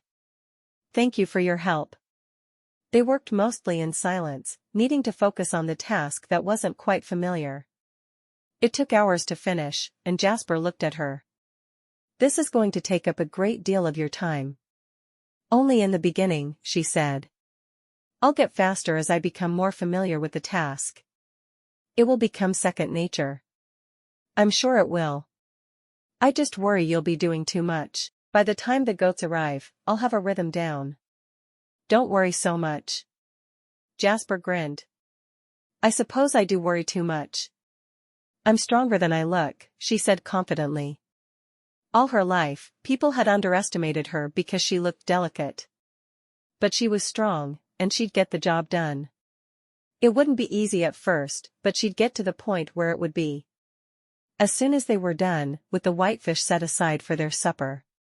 Now she would go to her smoker, start the fire that would smolder for days, and hang the fish. She and Sally had done it together, so it was a little difficult for her to do on her own, but she insisted Jasper let her do it. She didn't want him to feel like he needed to do a full day's work and then come home to help her with her work. Once the fish were successfully hanging, she felt as if she'd accomplished something great. "We did it." He chuckled. "We sure did." They went back to the house and he picked up the pot of guts and heads. "I'll take this now, and I'll start supper." What she really wanted was to sit down and rest, but she also didn't want him to think she was too weak for the job she'd agreed to do, so she moved to the stove and started their supper. She made a large batch of fried potatoes, fried the fish, and made a salad with fresh ingredients from Sally's garden. She still wanted to make several gingerbread cakes after supper, but she'd worry about that when the time came. Soon, supper was ready, and Jasper was back from his errand, bringing the pot with him. Sally said to thank you for the guts. Agnes grinned, and I'm sure she phrased it just like that. He nodded. She's something else. She's my dearest friend, Agnes said. Well, sit. Supper's ready. She'd made enough for him to take for lunch the following day. She put their plates on the table, and he smiled. This looks delicious. You said it was what you'd want for your lunch tomorrow, so I made enough for you to take it. It's not smoked salmon, but there should be more than enough whitefish for you to take with you. Knowing that their diet would be a great deal of smoked salmon through the long winter months, she planned to cook something else the next day. She'd have to raid Belle's cold house. As soon as the supper dishes were done, she whipped up the batter for several gingerbread cakes, wanting to see as soon as possible how they would sell. If they went well, she'd be able to make them all winter to keep their income up. While she baked, she daydreamed about what it would be like to spend the long nights with Jasper. He was a good man, and she was happy that she'd answered his ad. Life would be better from this moment on. Chapter 8. The following morning, Agnes went to her nets as soon as the breakfast dishes were done, and she'd kissed Jasper goodbye as he went off to work. She only hauled in one net because she wanted to take some fresh salmon as a gift for the Johnsons. She put the fish into her basket and dropped the net back where it belonged. Then she went inside and took each of the wrapped gingerbread cakes and put them in a basket. She chose the 2 largest salmon and put them in another basket, and then she was off to the store. She'd clean the remaining fish when she'd finished her short errand. At the store, she surprised Katie with the salmon and gave her the gingerbread. I hope it will sell, Agnes said. Katie gushed over the salmon. I can't wait to make this for supper tonight. I want to close the shop and cook it up right now. And there will be no trouble selling the gingerbread. The men will be excited about a new sweet. And you made small cakes out of it, which is perfect. Now does this go on your account or should I split the profits? Agnes thought about the question for a moment. Technically, she was supposed to get the profits from anything she baked, but she knew she'd be getting more than she'd contribute that year at least. The others had already worked so hard all summer long, and she'd gotten benefits from it. Split it, please. Katie nodded, smiling. I thought you'd say that. Will the others be able to tell? Not at all. No one questions how much they make because it would take away from work time. I am careful with the numbers, and the girls understand that and trust me. Oh, good. I don't want them to know, but they've already done so much for me, and I've only been here a few days. You'll be doing just as much for them with salmon. Belle won't have to hunt quite as much, and with little Birdie, that'll be a good thing. I think so too. More hands make for lighter work. You girls exhaust me with the amount of work you all do. I know I'm in the store for long hours, but I have a place to sit when there's a chance. Katie shook her head. Don't wear yourself out. I won't. Agnes said as she waved and left the store. From there, she went to Belle's cabin, where she would eat lunch with the other women. What have you been up to this morning? Belle asked. I took some salmon to Katie to thank her for having us to lunch yesterday, and I took a few small gingerbread cakes to see how they do. Belle smirked. They'll be gone before the men's lunch hour is over. They really do love their sweets. She stirred the stew she had cooking on the stove. The others should be here any minute. Are you excited for your first real day as a fisherwoman? I am. I do love fried salmon, so I have a feeling that will be what I cook. After cleaning all the fish from the nets and starting the smoking process, of course. Agnes felt a tad bit overwhelmed at the idea of how much she had left to do, but she wasn't going to miss the lunch with her friends. If she didn't have their companionship, she knew being in Alaska would be much harder. Remember, you're always welcome to select a different meat from our cold house. I appreciate that, and I know I'll take you up on it soon. Sally came in then, a basket full of greens and peas in one arm. I've got our daily harvest. Belle looked into the basket. I'll wash these greens to go with our stew for lunch. Maggie was there a moment later. She also carried a basket. Lots of berries today. Jams and pies are going to be abundant this year. Agnes smiled. She really did like how their system worked. Soon, they were all sharing their lunch and talking about their plans for the day. I've hauled in one net, but haven't cleaned any fish yet. That will be my afternoon. Yesterday, Jasper helped, but today I'm on my own. I'd offer to help, but I want to get more berries while they're still in season, Maggie said. If you find it's too much, let me know, Belle said. I'm staying home with Bertie today, and I'd be happy to help. I'll keep that in mind. Agnes said, but she knew she wouldn't ask for help. She had to learn to do it efficiently on her own. I have my nets to haul in and a few more crops to harvest, Sally said. I'd offer to help, but I'm busy as well.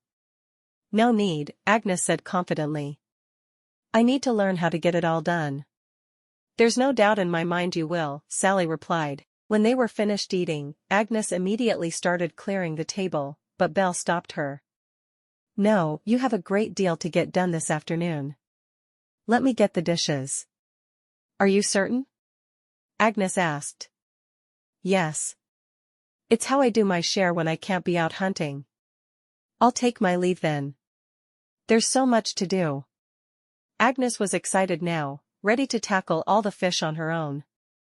She wanted to show the other ladies, as well as Jasper, that she could get it all done. On her way home, she decided to process each net separately. It wouldn't feel quite as overwhelming that way. By the end of the day, her hands felt as if they were frozen from handling the cold fish, but the work was done. She had just enough time to make supper. She used some of the greens she'd gotten that morning, a few of the Eskimo potatoes, and made a pie as well. There were ripe blueberries, and there was nothing she liked more than blueberry pie. She promised herself she would take some time to make a blueberry pie filling and can it so she could have pie throughout the winter. When Jasper arrived home, she was exhausted but feeling very proud of all she'd accomplished that day. There were new strings of fish in the smokehouse, supper was ready, and the pie smelled delicious. Jasper looked around the room, as if he were expecting to see something he didn't. Did you really get all those fish processed? He asked, sounding impressed.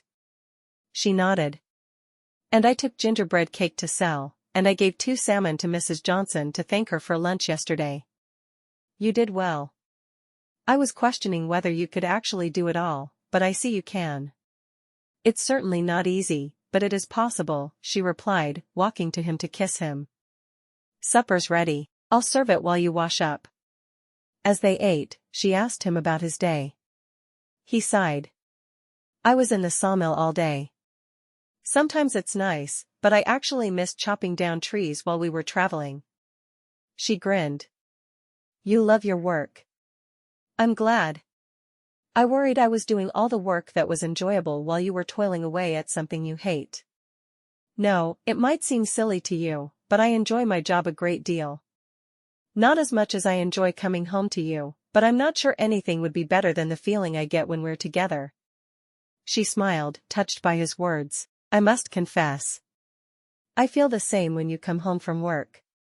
Did you get a good amount of fish today? He asked. She nodded. About the same as yesterday. I hope you don't mind that I fixed salmon for supper. It was much easier than having to search for something else to cook. I know Belle's cold house is full, but I feel a little guilty for taking anything from it before I've contributed. I can understand that. I will say that with the volume of fish you're pulling in, you're doing more than your share. And you'll provide everyone with milk, butter, and cheese.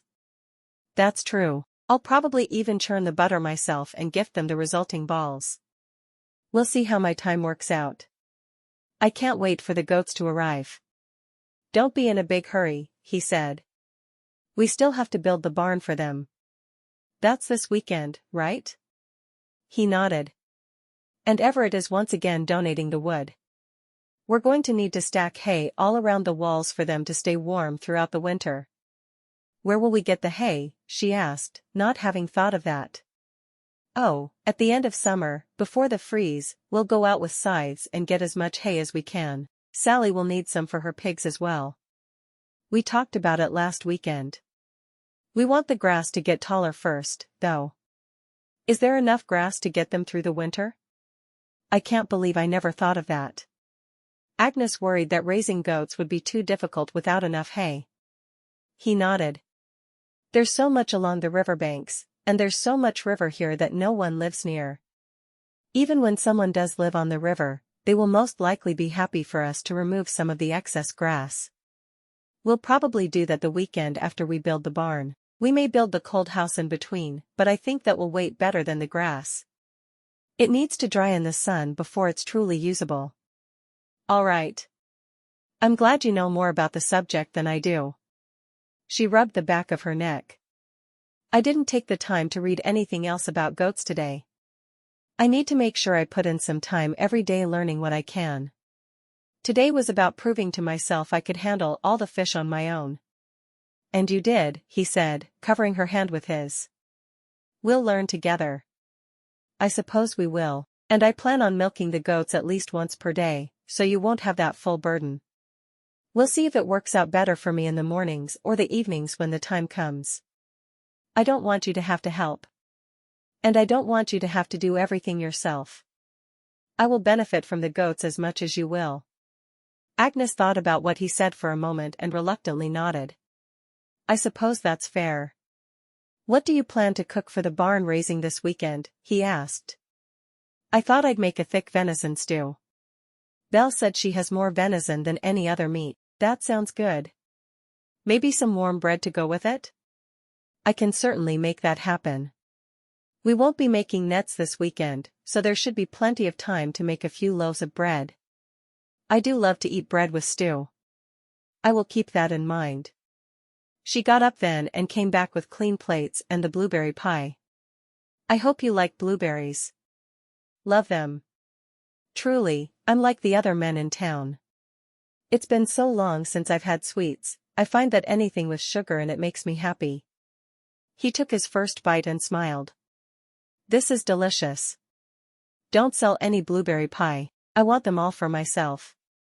She laughed. I'll keep that in mind. While she did the dishes that evening, Jasper went out and checked the fish she'd processed that day to see if everything was getting enough of the smoke. When he came back inside, he said, I moved a few of the strings, so the smoke would be distributed more evenly. I think you'll be happy when you see it. Thank you for the help. I appreciate it so much. He laughed. I expected to completely support us both when I sent for you. Thank you for working so hard so our lives will be better. She dried and put the last dish away. I think I'm going to read up on goats for a few minutes. I feel bad I didn't get that done. Don't worry about that, he said. I can occupy myself for a while. So while she read, he carried bucket after bucket of water inside. I'm going to get a bath, he said. Would you like me to carry an extra water for you? She shook her head. No, I bathed just a few days ago. I'll just get this reading done. As she tried to focus on her book, she couldn't help but peek at him taking his clothes off. It was strange how sensual it seemed to her. She did her best to keep her mind on the goats, but it was harder than she'd thought it would be. She finished the section she was reading and slipped a piece of paper between the pages so she wouldn't lose her spot. The reading was dry, and she felt the need to remember as many details as possible, so she closed her eyes and thought through the information, committing it to memory. Raising goats wouldn't be the easiest thing in the world, but she could do it. She was sure of it. "So, what did you learn?" Jasper asked, putting on his nightshirt. "I was reading about the process for making butter out of goat cream. It's possible, but it is much harder than it is to make butter from cow's cream. I'm not sure it will be worth my time to make butter." He nodded. "It's your decision. I can certainly live without butter. I'll talk to the others about it tomorrow. We may decide to all make it together, but the process is painstaking, and you need a great deal more milk than you would if you were making butter from a cow. Goats don't produce as much cream, which I didn't know until just now. I may only be able to make cheese." She sighed. "I do love butter. Whatever you decide is fine with me. Ask the others and decide together." She nodded, getting to her feet and carefully laying the book on the table. "At least I now know all that goes into it." Jasper smiled, pulling her toward him. "It's all going to work out." "Are you ready for bed?" he asked. "I just need to change into my nightgown." "I have a feeling you're not going to need it tonight," he said, lowering his mouth to hers. Chapter 9. By the time the goats arrived 2 weeks later, Agnes had a system for the fish that worked beautifully. They were finished by early afternoon, and she had more than enough time to fix supper and even do some baking or make jam or canned vegetables. It was working out better than she had thought it could. Her nets were full most days, and she had started sharing the smoked salmon she made with the others. The men had finished the barn, and they had started the cold house. The trick with the cold house was digging deep enough into the soil that they could use the permafrost to help keep the meat cold enough not to spoil. Because they were so close to the river, the permafrost was deeper than in most places, and they had to dig a full 4 feet before they could build up stone walls around the frost. The men promised the cold house would be ready for the fall hunting, when most of the moose, deer, and caribou would be ready. At lunch, the day the goats were finally there, Belle asked the others, "Has anyone heard from the girls planning to come?" "I haven't heard a peep in weeks." They all exchanged glances. "I haven't," Agnes said. "Nor I," Maggie replied. "Not a word," Sally said, frowning. "I wonder if they all decided not to come." "I think they'd have written if they decided not to come," Belle said. "How many were considering it?"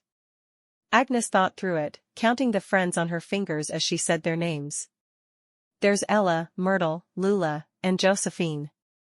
There were others, but those were the 4 actively pursuing the idea. "I wonder why they haven't written," Sally said. "If only to say they're not coming. I'm a bit worried." "Everett told me that Aaron was on his way to pick up a bride," Belle said. "I wonder who it is." Maggie sighed. "I guess we'll just need to wait and see." "It's a good thing we all got along at the hotel," Agnes said. "We don't have to worry about who may be coming." "That's true," Belle said.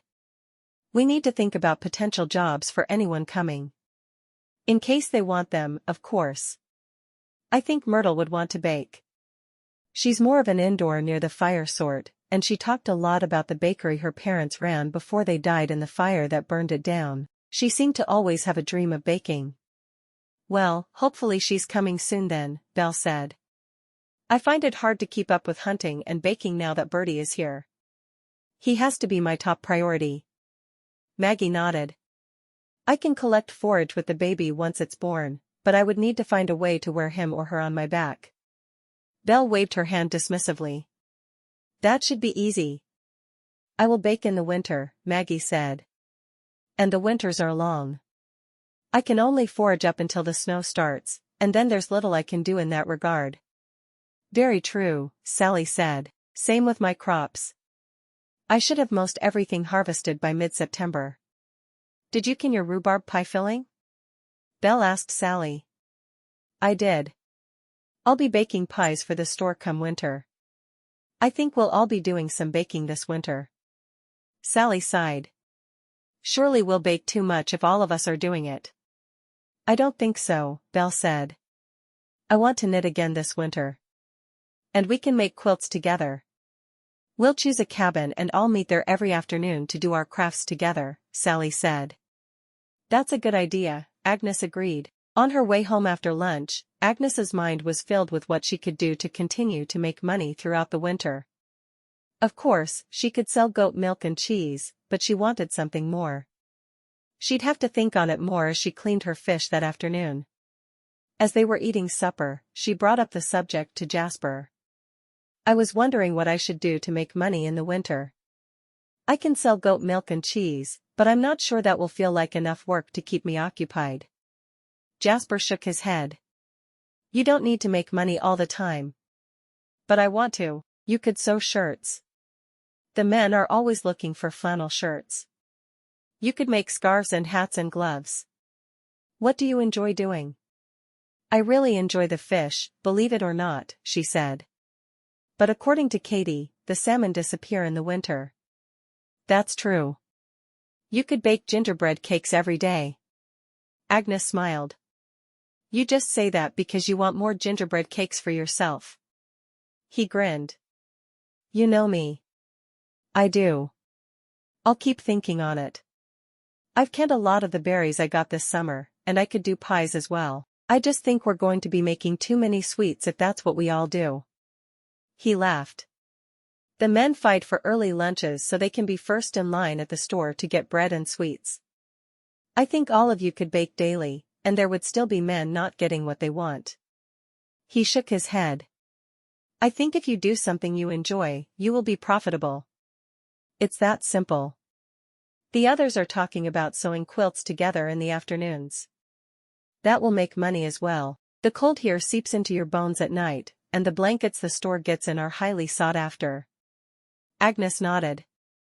I'll keep thinking on it. There's so much I want to do.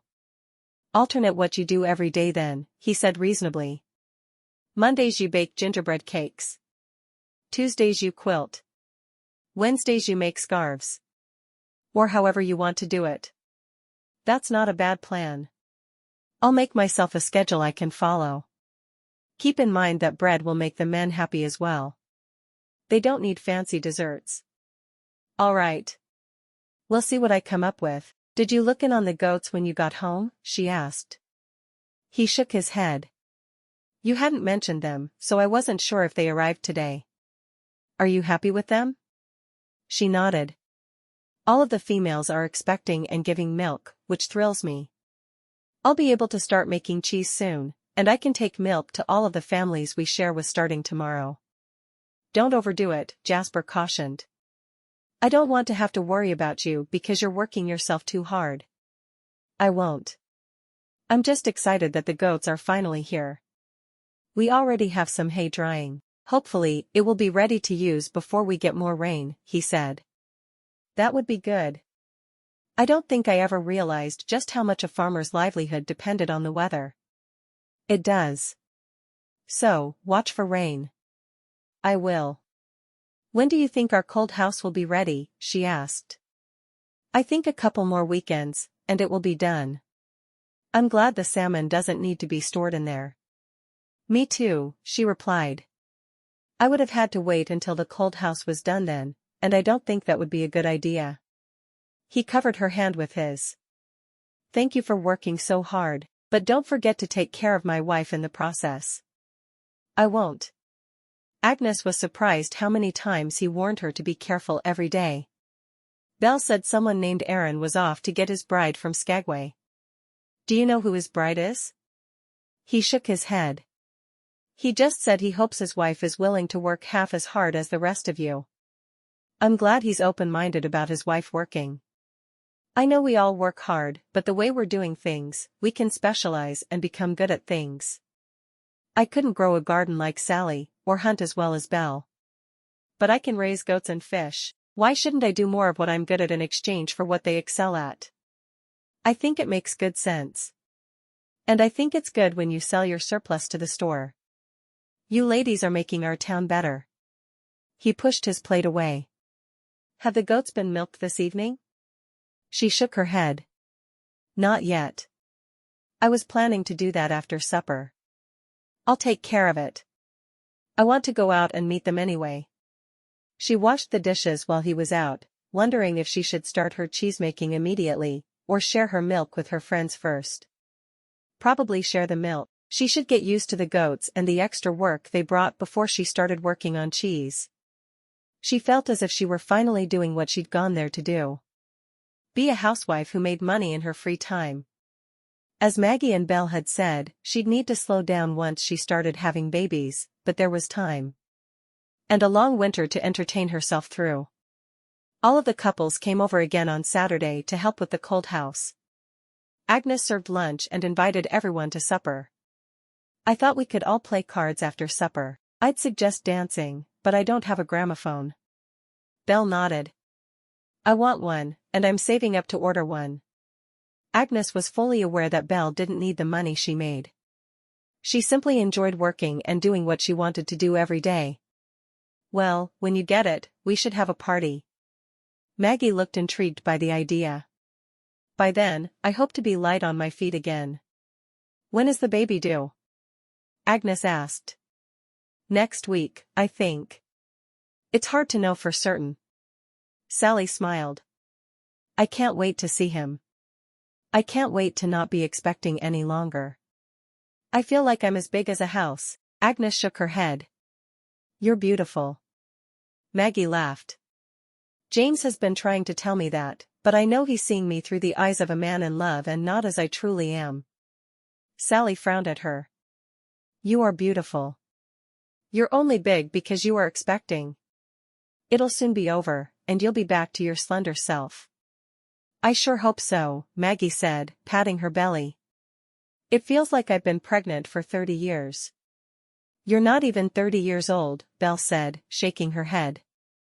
Once the baby is born, you won't think about how hard the pregnancy was, just about the beautiful baby in your arms. Any letters? Sally asked, returning to their topic from several days before. Not a one, Agnes replied, wishing she could say differently. Soon, Belle said, though she didn't look as if she was convinced. Agnes served some of her smoked salmon and fried potatoes for supper that night. She'd also made a large gingerbread cake and smaller ones for each couple to take home with them. Everyone told her how wonderful the salmon had turned out. Absolutely delicious, Everett added to the others' praise. You learn quickly. I'm glad everyone is pleased, Agnes replied. After supper they played euchre. Some had never heard of the game, but Agnes happily explained the rules. 2 games happened at once, and the winners of each game went on to play the winners of the other. In the end, Maggie and James emerged triumphant. As the winners of the game, you get a gingerbread cake to take home with you, Agnes said, handing the cloth-wrapped cake to Maggie. As for the losers of the game, you all get cakes too, with a wish that you will do better next time. Everyone laughed as Agnes handed out cakes. This is how I want to spend our Saturday nights this winter, Belle said. All of us together playing cards. Do any of you know how to play hearts? Maggie nodded. I've played once. If anyone doesn't know, I'll teach you. Belle said. We should rotate who hosts each week as well.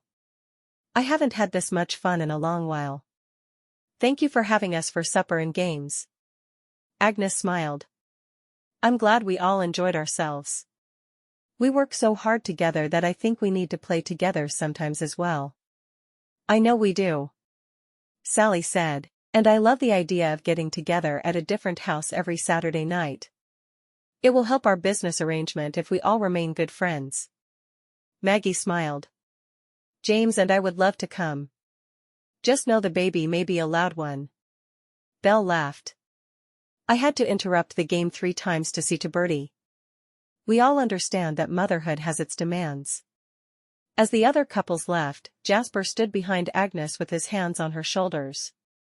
This was a lovely evening, he told her once they'd gone.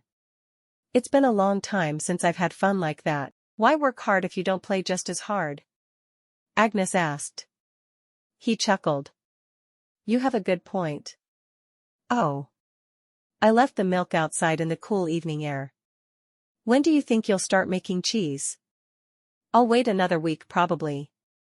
I want to become accustomed to caring for the goats before I delve into the world of cheese. See? I'm not biting off more than I can chew. He smiled at that. Well then, should I bring in water for baths for church service in the morning? Let's wait until morning to bathe, she said. I have a sudden urge to get all hot and sweaty. I have a feeling the urge you have is mirrored by my own. Let me finish cleaning up from supper first, she said. I don't want to leave the dishes sitting overnight. I'll bring water and then. That way we're ready to bathe as soon as we heat the water in the morning. Agnes stood on tiptoe to kiss Jasper. You're a wonderful man. I got lucky with you. I prefer to think we both were blessed by God in our marriage. She tilted her head to one side, thinking about it. You're right. You're always right. Chapter 10. On Monday, Agnes decided she was going to learn to make goat cheese. She'd read the section in the homesteader's book multiple times, and she was certain she was ready. All of her friends had enough milk to last them, so it was time to branch out. The process was slow and painstaking, but in the end, it was worth it. She tried a bite when it was cooled, but it didn't taste like much. She would need to age it. When she met up with the other ladies for lunch on Tuesday, she told them about the cheese. It's very mild. I would go so far as to say too mild, but I'll age it, and it should be better. Would any of you like to try a bit? To see what it would taste like before aging? All of the women agreed, and Agnes cut the small chunk of cheese she'd brought for the others to try. To her surprise, Sally loved it just as it was. I've never really liked goat cheese. I think it has too strong of a flavor. If you're willing, I'd like to have it like this when you make it. Not aged. Of course. I'll take some to you later. Agnes looked at Belle and Maggie.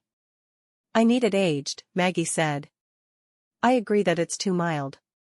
Belle smiled. I'm on the fence. I like it this way, but I know I like it aged as well. Perhaps you divide it evenly between our 4 households, and we each eat it when we'd like. That's a very good idea, Agnes said, nodding. I'll divide it up this afternoon. Should we just put it in the cold house? Belle asked.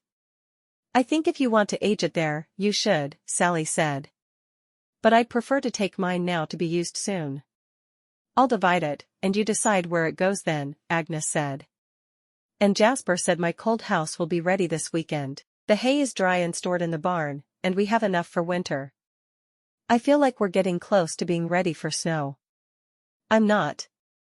Sally said. I have so many more potatoes to harvest. They're not quite ready yet. Remember to let us know if you need help, Belle reminded her. I will, Sally said. I think I can manage on my own. How are Herbert and the girls doing? Agnes asked. They're doing great. I'll be putting Herbert in with his harem in January, and we should have piglets in April. I want the girls to have 2 litters per year, so that will be about right. Belle rubbed her hands together. Bacon. Lovely, wonderful bacon. They all laughed. It felt at times as if they were holding their breaths, waiting for bacon. As they finished eating, Agnes stood. I need to deal with my fish. Let me know when I'm on baby duty. I feel like I've been shirking my share. Belle shook her head. We'll all take turns again in the fall, which is the best season for hunting. You keep smoking salmon and bringing us milk and cheese. I wish we could make butter work, but after you told us how much harder it is to get enough cream to make butter, I know we'll be better off with cheese. Perhaps Katie will start selling butter in the store, Maggie said. Wouldn't that be wonderful? Agnes asked. I do miss butter. Sally stood as well. I'll walk with you, Agnes, and I'll get my share of the cheese, so you don't need to deliver it.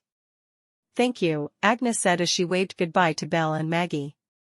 As soon as they were out of earshot of their friends, Agnes frowned. I worry about Maggie. She looks almost sickly. A lot of women do as they get close to their time, Sally said. Katie says she's healthy. And Katie delivers babies? Sally shrugged. She delivered Belle's and will deliver Maggie's.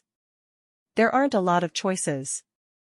The closest doctor is all the way in Skagway. We certainly need someone closer than that, Agnes agreed. how do you like married life? Sally asked. Agnes smiled. I don't think I'd enjoy it near as much with any other man. Jasper is special. He makes my heart beat faster, and he's so kind. I feel the same about Tom. I don't know how Elizabeth can make matches in the mail as she does, but I swear the woman is a genius. I think a lot of it comes from how happy she is with her Bernard. The two of them just seem to understand each other without words. I noticed that too. Sally smiled. I feel like Tom and I are getting to that point. Do you love him? Agnes asked. I do. A great deal. I wasn't sure at first because he would barely speak to me, but now, things are wonderful. He has no complaints about how much I work, and he's told me if I want to stop doing so much, he'd be fine with that as well. I won't say he's perfect, because we all have our flaws, but he's perfect for me. How did you know you were in love with him? Sally frowned as she thought about the question. I missed him when he was at work. I yearned for his touch, but don't tell anyone I said that. I suppose my feelings just grew. It never felt like there was one moment that I knew I loved him. It was the small things. How I wanted to take care of him. How I would get excited when it was time for him to come home. She shrugged. I just knew. And he loves me as well, so all is well. How did you know he loves you? Sally smiled. I told him, and then he said he loves me as well. Nothing earth-shattering. I think I love Jasper, but I've never been in love, and it's hard to know if that's what I really feel. Tell him. I waited so much longer than I should have to tell Tom. Jasper has a right to know. But, what if I tell him and then realize I'm wrong? What if he died this afternoon, and he'd never heard you say it? How would that make you feel? Agnes thought over the question. I'd feel terrible that he died not knowing I loved him. I think you answered your own question then, didn't you? Sally smiled at Agnes, knowing her friend had figured it all out. They'd reached Agnes's cabin, and Agnes went down into the shallow cellar to get a fourth of the cheese. She carried it up, wrapped in a cloth, and gave it to her friend. I didn't make a lot yesterday. I wasn't sure how much I should make. But this is a fourth of it. Thank you. I should have barley for you later today. Maybe potatoes. I'm trying to give them as long as I can. I'll take what you give me and be very happy that I have it, Agnes said, her mind still reeling as she thought about how she wanted to tell Jasper she loved him. Are you enjoying the fishing part of your job? Sally asked. Agnes nodded. Yes, I am. It's very repetitious, but I challenge myself to do it a little faster every day to make it more fun. Sounds like you. Sally said. I think you set the record for the most dishes done in an hour back at the hotel. I did. Timing myself made the work easier.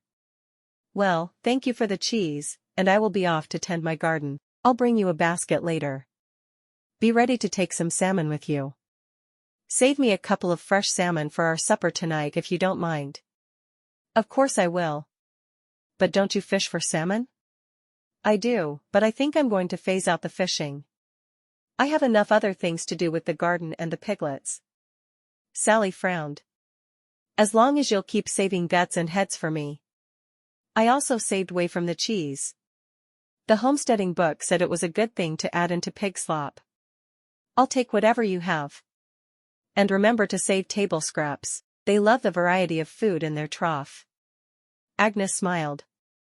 I save it all. I'll make you up a pail after I deal with the fish. Perfect. Thank you. And Herbert and the girls thank you. When you want, I'll show you the goats. Not today. We talked for too long, and I'm behind schedule. Agnes glanced at the clock. I am too. I should be cleaning fish right now. Go away, Sally. Sally laughed as she hurried away. After supper that evening, Agnes was still contemplating what Sally had said about regretting her choices if something happened to Jasper and he never knew she loved him. While he was out milking the goats, she thought and thought about how to tell him, and she finally decided to just say it. After he'd set the milk pails on the counter, she looked up from the scarf she was knitting and got to her feet.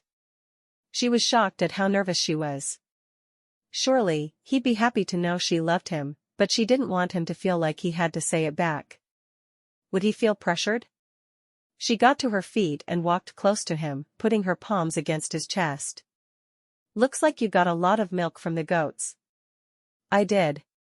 His brows were drawn together. He didn't know what was on her mind, but he knew it was important to her and had nothing to do with the goats. "Good. I love you." He stared at her for a moment, his gaze searching her eyes. "Are you certain?" "I wouldn't say it if I wasn't certain." "Why would you even ask that?" "Well, I didn't want you to say it because you thought I expected it." She turned from him, rather annoyed by his response. "Well, that's not why I said it." "I'm glad. Because I love you too." She turned back to him, looking at his face.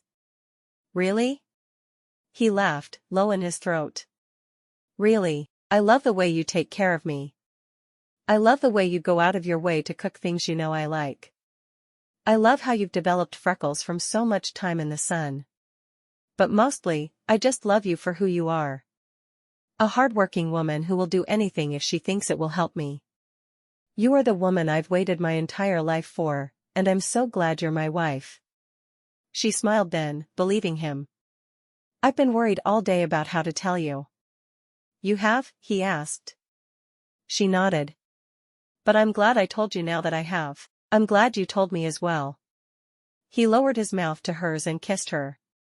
"And now I'm going to show you how much I love you. I will never complain about that."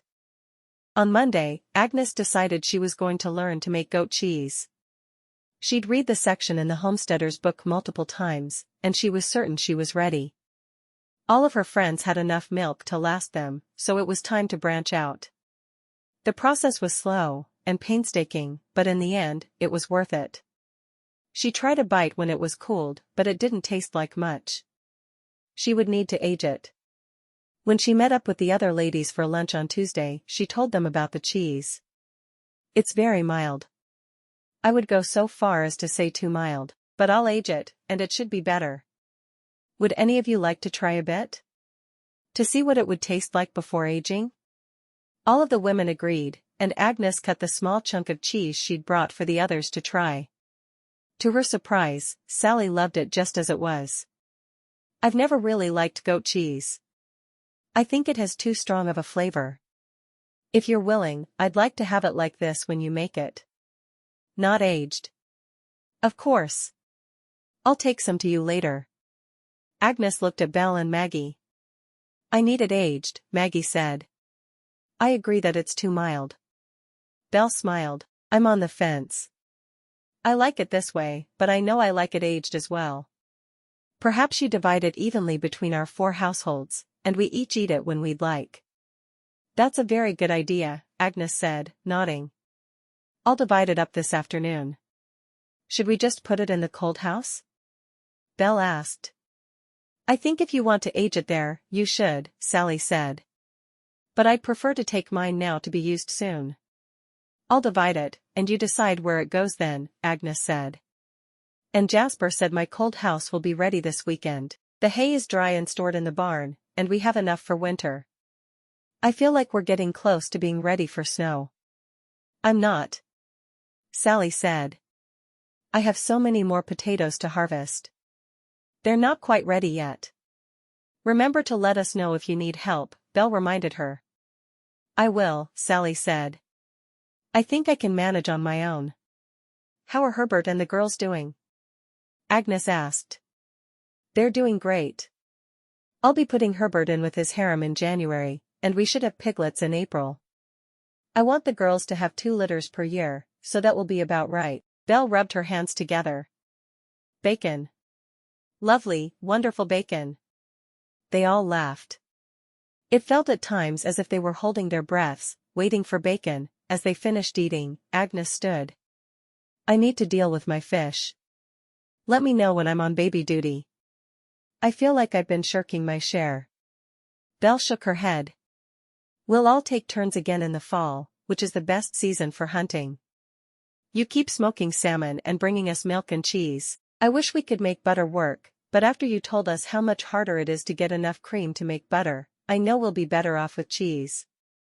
Perhaps Katie will start selling butter in the store, Maggie said. Wouldn't that be wonderful?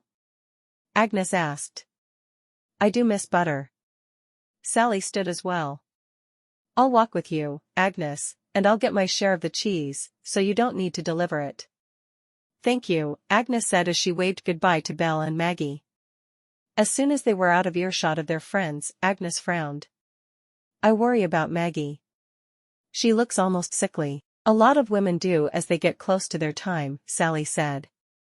Katie says she's healthy. And Katie delivers babies? Sally shrugged. She delivered Belle's and will deliver Maggie's.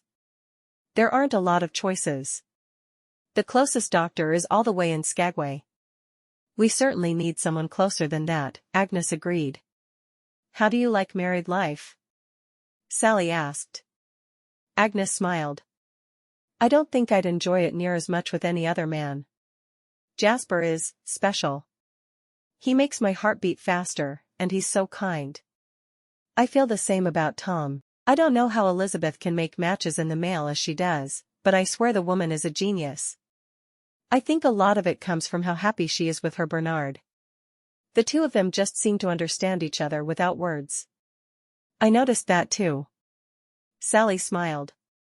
I feel like Tom and I are getting to that point. Do you love him? Agnes asked. I do. A great deal. I wasn't sure at first because he would barely speak to me, but now, things are wonderful. He has no complaints about how much I work, and he's told me if I want to stop doing so much, he'd be fine with that as well. I won't say he's perfect, because we all have our flaws, but he's perfect for me. How did you know you were in love with him? Sally frowned as she thought about the question. I missed him when he was at work. I yearned for his touch, but don't tell anyone I said that. I suppose my feelings just grew. It never felt like there was one moment that I knew I loved him. It was the small things. How I wanted to take care of him. How I would get excited when it was time for him to come home. She shrugged. I just knew. And he loves me as well, so all is well. How did you know he loves you? Sally smiled. I told him, and then he said he loves me as well. Nothing earth-shattering. I think I love Jasper, but I've never been in love, and it's hard to know if that's what I really feel. Tell him. I waited so much longer than I should have to tell Tom. Jasper has a right to know. But, what if I tell him and then realize I'm wrong? What if he died this afternoon, and he'd never heard you say it? How would that make you feel? Agnes thought over the question. I'd feel terrible that he died not knowing I loved him. I think you answered your own question then, didn't you? Sally smiled at Agnes, knowing her friend had figured it all out. They'd reached Agnes's cabin, and Agnes went down into the shallow cellar to get a fourth of the cheese. She carried it up, wrapped in a cloth, and gave it to her friend. I didn't make a lot yesterday. I wasn't sure how much I should make. But this is a fourth of it. Thank you. I should have barley for you later today. Maybe potatoes. I'm trying to give them as long as I can. I'll take what you give me and be very happy that I have it, Agnes said, her mind still reeling as she thought about how she wanted to tell Jasper she loved him. Are you enjoying the fishing part of your job? Sally asked. Agnes nodded. Yes, I am. It's very repetitious, but I challenge myself to do it a little faster every day to make it more fun. Sounds like you. Sally said. I think you set the record for the most dishes done in an hour back at the hotel. I did. Timing myself made the work easier. Well, thank you for the cheese, and I will be off to tend my garden. I'll bring you a basket later. Be ready to take some salmon with you. Save me a couple of fresh salmon for our supper tonight if you don't mind. Of course I will. But don't you fish for salmon? I do, but I think I'm going to phase out the fishing. I have enough other things to do with the garden and the piglets. Sally frowned. As long as you'll keep saving bets and heads for me. I also saved way from the cheese. The homesteading book said it was a good thing to add into pig slop. I'll take whatever you have. And remember to save table scraps, they love the variety of food in their trough. Agnes smiled. I save it all. I'll make you up a pail after I deal with the fish. Perfect. Thank you. And Herbert and the girls thank you. When you want, I'll show you the goats. Not today. We talked for too long, and I'm behind schedule. Agnes glanced at the clock. I am too. I should be cleaning fish right now. Go away, Sally. Sally laughed as she hurried away. After supper that evening, Agnes was still contemplating what Sally had said about regretting her choices if something happened to Jasper and he never knew she loved him. While he was out milking the goats, she thought and thought about how to tell him, and she finally decided to just say it. After he'd set the milk pails on the counter, she looked up from the scarf she was knitting and got to her feet. She was shocked at how nervous she was. Surely, he'd be happy to know she loved him, but she didn't want him to feel like he had to say it back. Would he feel pressured? She got to her feet and walked close to him, putting her palms against his chest. Looks like you got a lot of milk from the goats. I did. His brows were drawn together. He didn't know what was on her mind, but he knew it was important to her and had nothing to do with the goats. Good. I love you. He stared at her for a moment, his gaze searching her eyes. Are you certain? I wouldn't say it if I wasn't certain. Why would you even ask that? Well, I didn't want you to say it because you thought I expected it. She turned from him, rather annoyed by his response. Well, that's not why I said it. I'm glad. Because I love you too. She turned back to him, looking at his face. Really? He laughed, low in his throat. Really, I love the way you take care of me. I love the way you go out of your way to cook things you know I like. I love how you've developed freckles from so much time in the sun. But mostly, I just love you for who you are. A hardworking woman who will do anything if she thinks it will help me. You are the woman I've waited my entire life for, and I'm so glad you're my wife. She smiled then, believing him. I've been worried all day about how to tell you. You have? He asked. She nodded. But I'm glad I told you now that I have. I'm glad you told me as well. He lowered his mouth to hers and kissed her. And now I'm going to show you how much I love you. I will never complain about that. Epilogue. It was mid-September, and all the crops were finally harvested. Maggie had her little baby, a girl she named Gertrude, and they all called her Trudy. Maggie and Belle kept laughing as they talked about the wedding their children would have. Agnes and Sally were spending their afternoons foraging because Maggie wasn't yet up for it. They all met at Maggie's every day for lunch, and one day, Belle said, Aaron's back with his new wife. Who is it? Agnes asked. She knew there were 4 possibilities, but wasn't sure which one was right. Everett didn't know, but he told me that the new wife has a surprise for us. We're supposed to meet her at the store at 10 tomorrow morning. Agnes frowned. That's odd. I'll be there, though. Maggie sighed. I'll be there too. Trudy won't much like it, but Trudy doesn't like much other than sleeping and nursing. I feel like you should be milking me instead of the goats, Agnes. Of course we'll all be there. Sally said. We need occasional breaks from our work, and it will be good to have another lady join us on our path. If she does. We never know, do we? We don't. I hope she does though. I wish I knew which of the ladies was here, so we could decide what we need from her, Belle said, shaking her head. I suppose we could make a list of all the tasks that still need to be accomplished and see if she wants one. Let's do that while we're all together, Agnes said. The foraging can wait for another few minutes, and my goats and fish are taken care of for the day. Most of the salmon are gone. We won't get many more, but I think I built up a good amount. And I'm still catching what I can. Katie says there will still be at least a few coho salmon in October, but the rest will be gone by the end of this month. We're going to have to start thinking about our winter plans, Belle said. But I'm still going to be hunting as often as I can.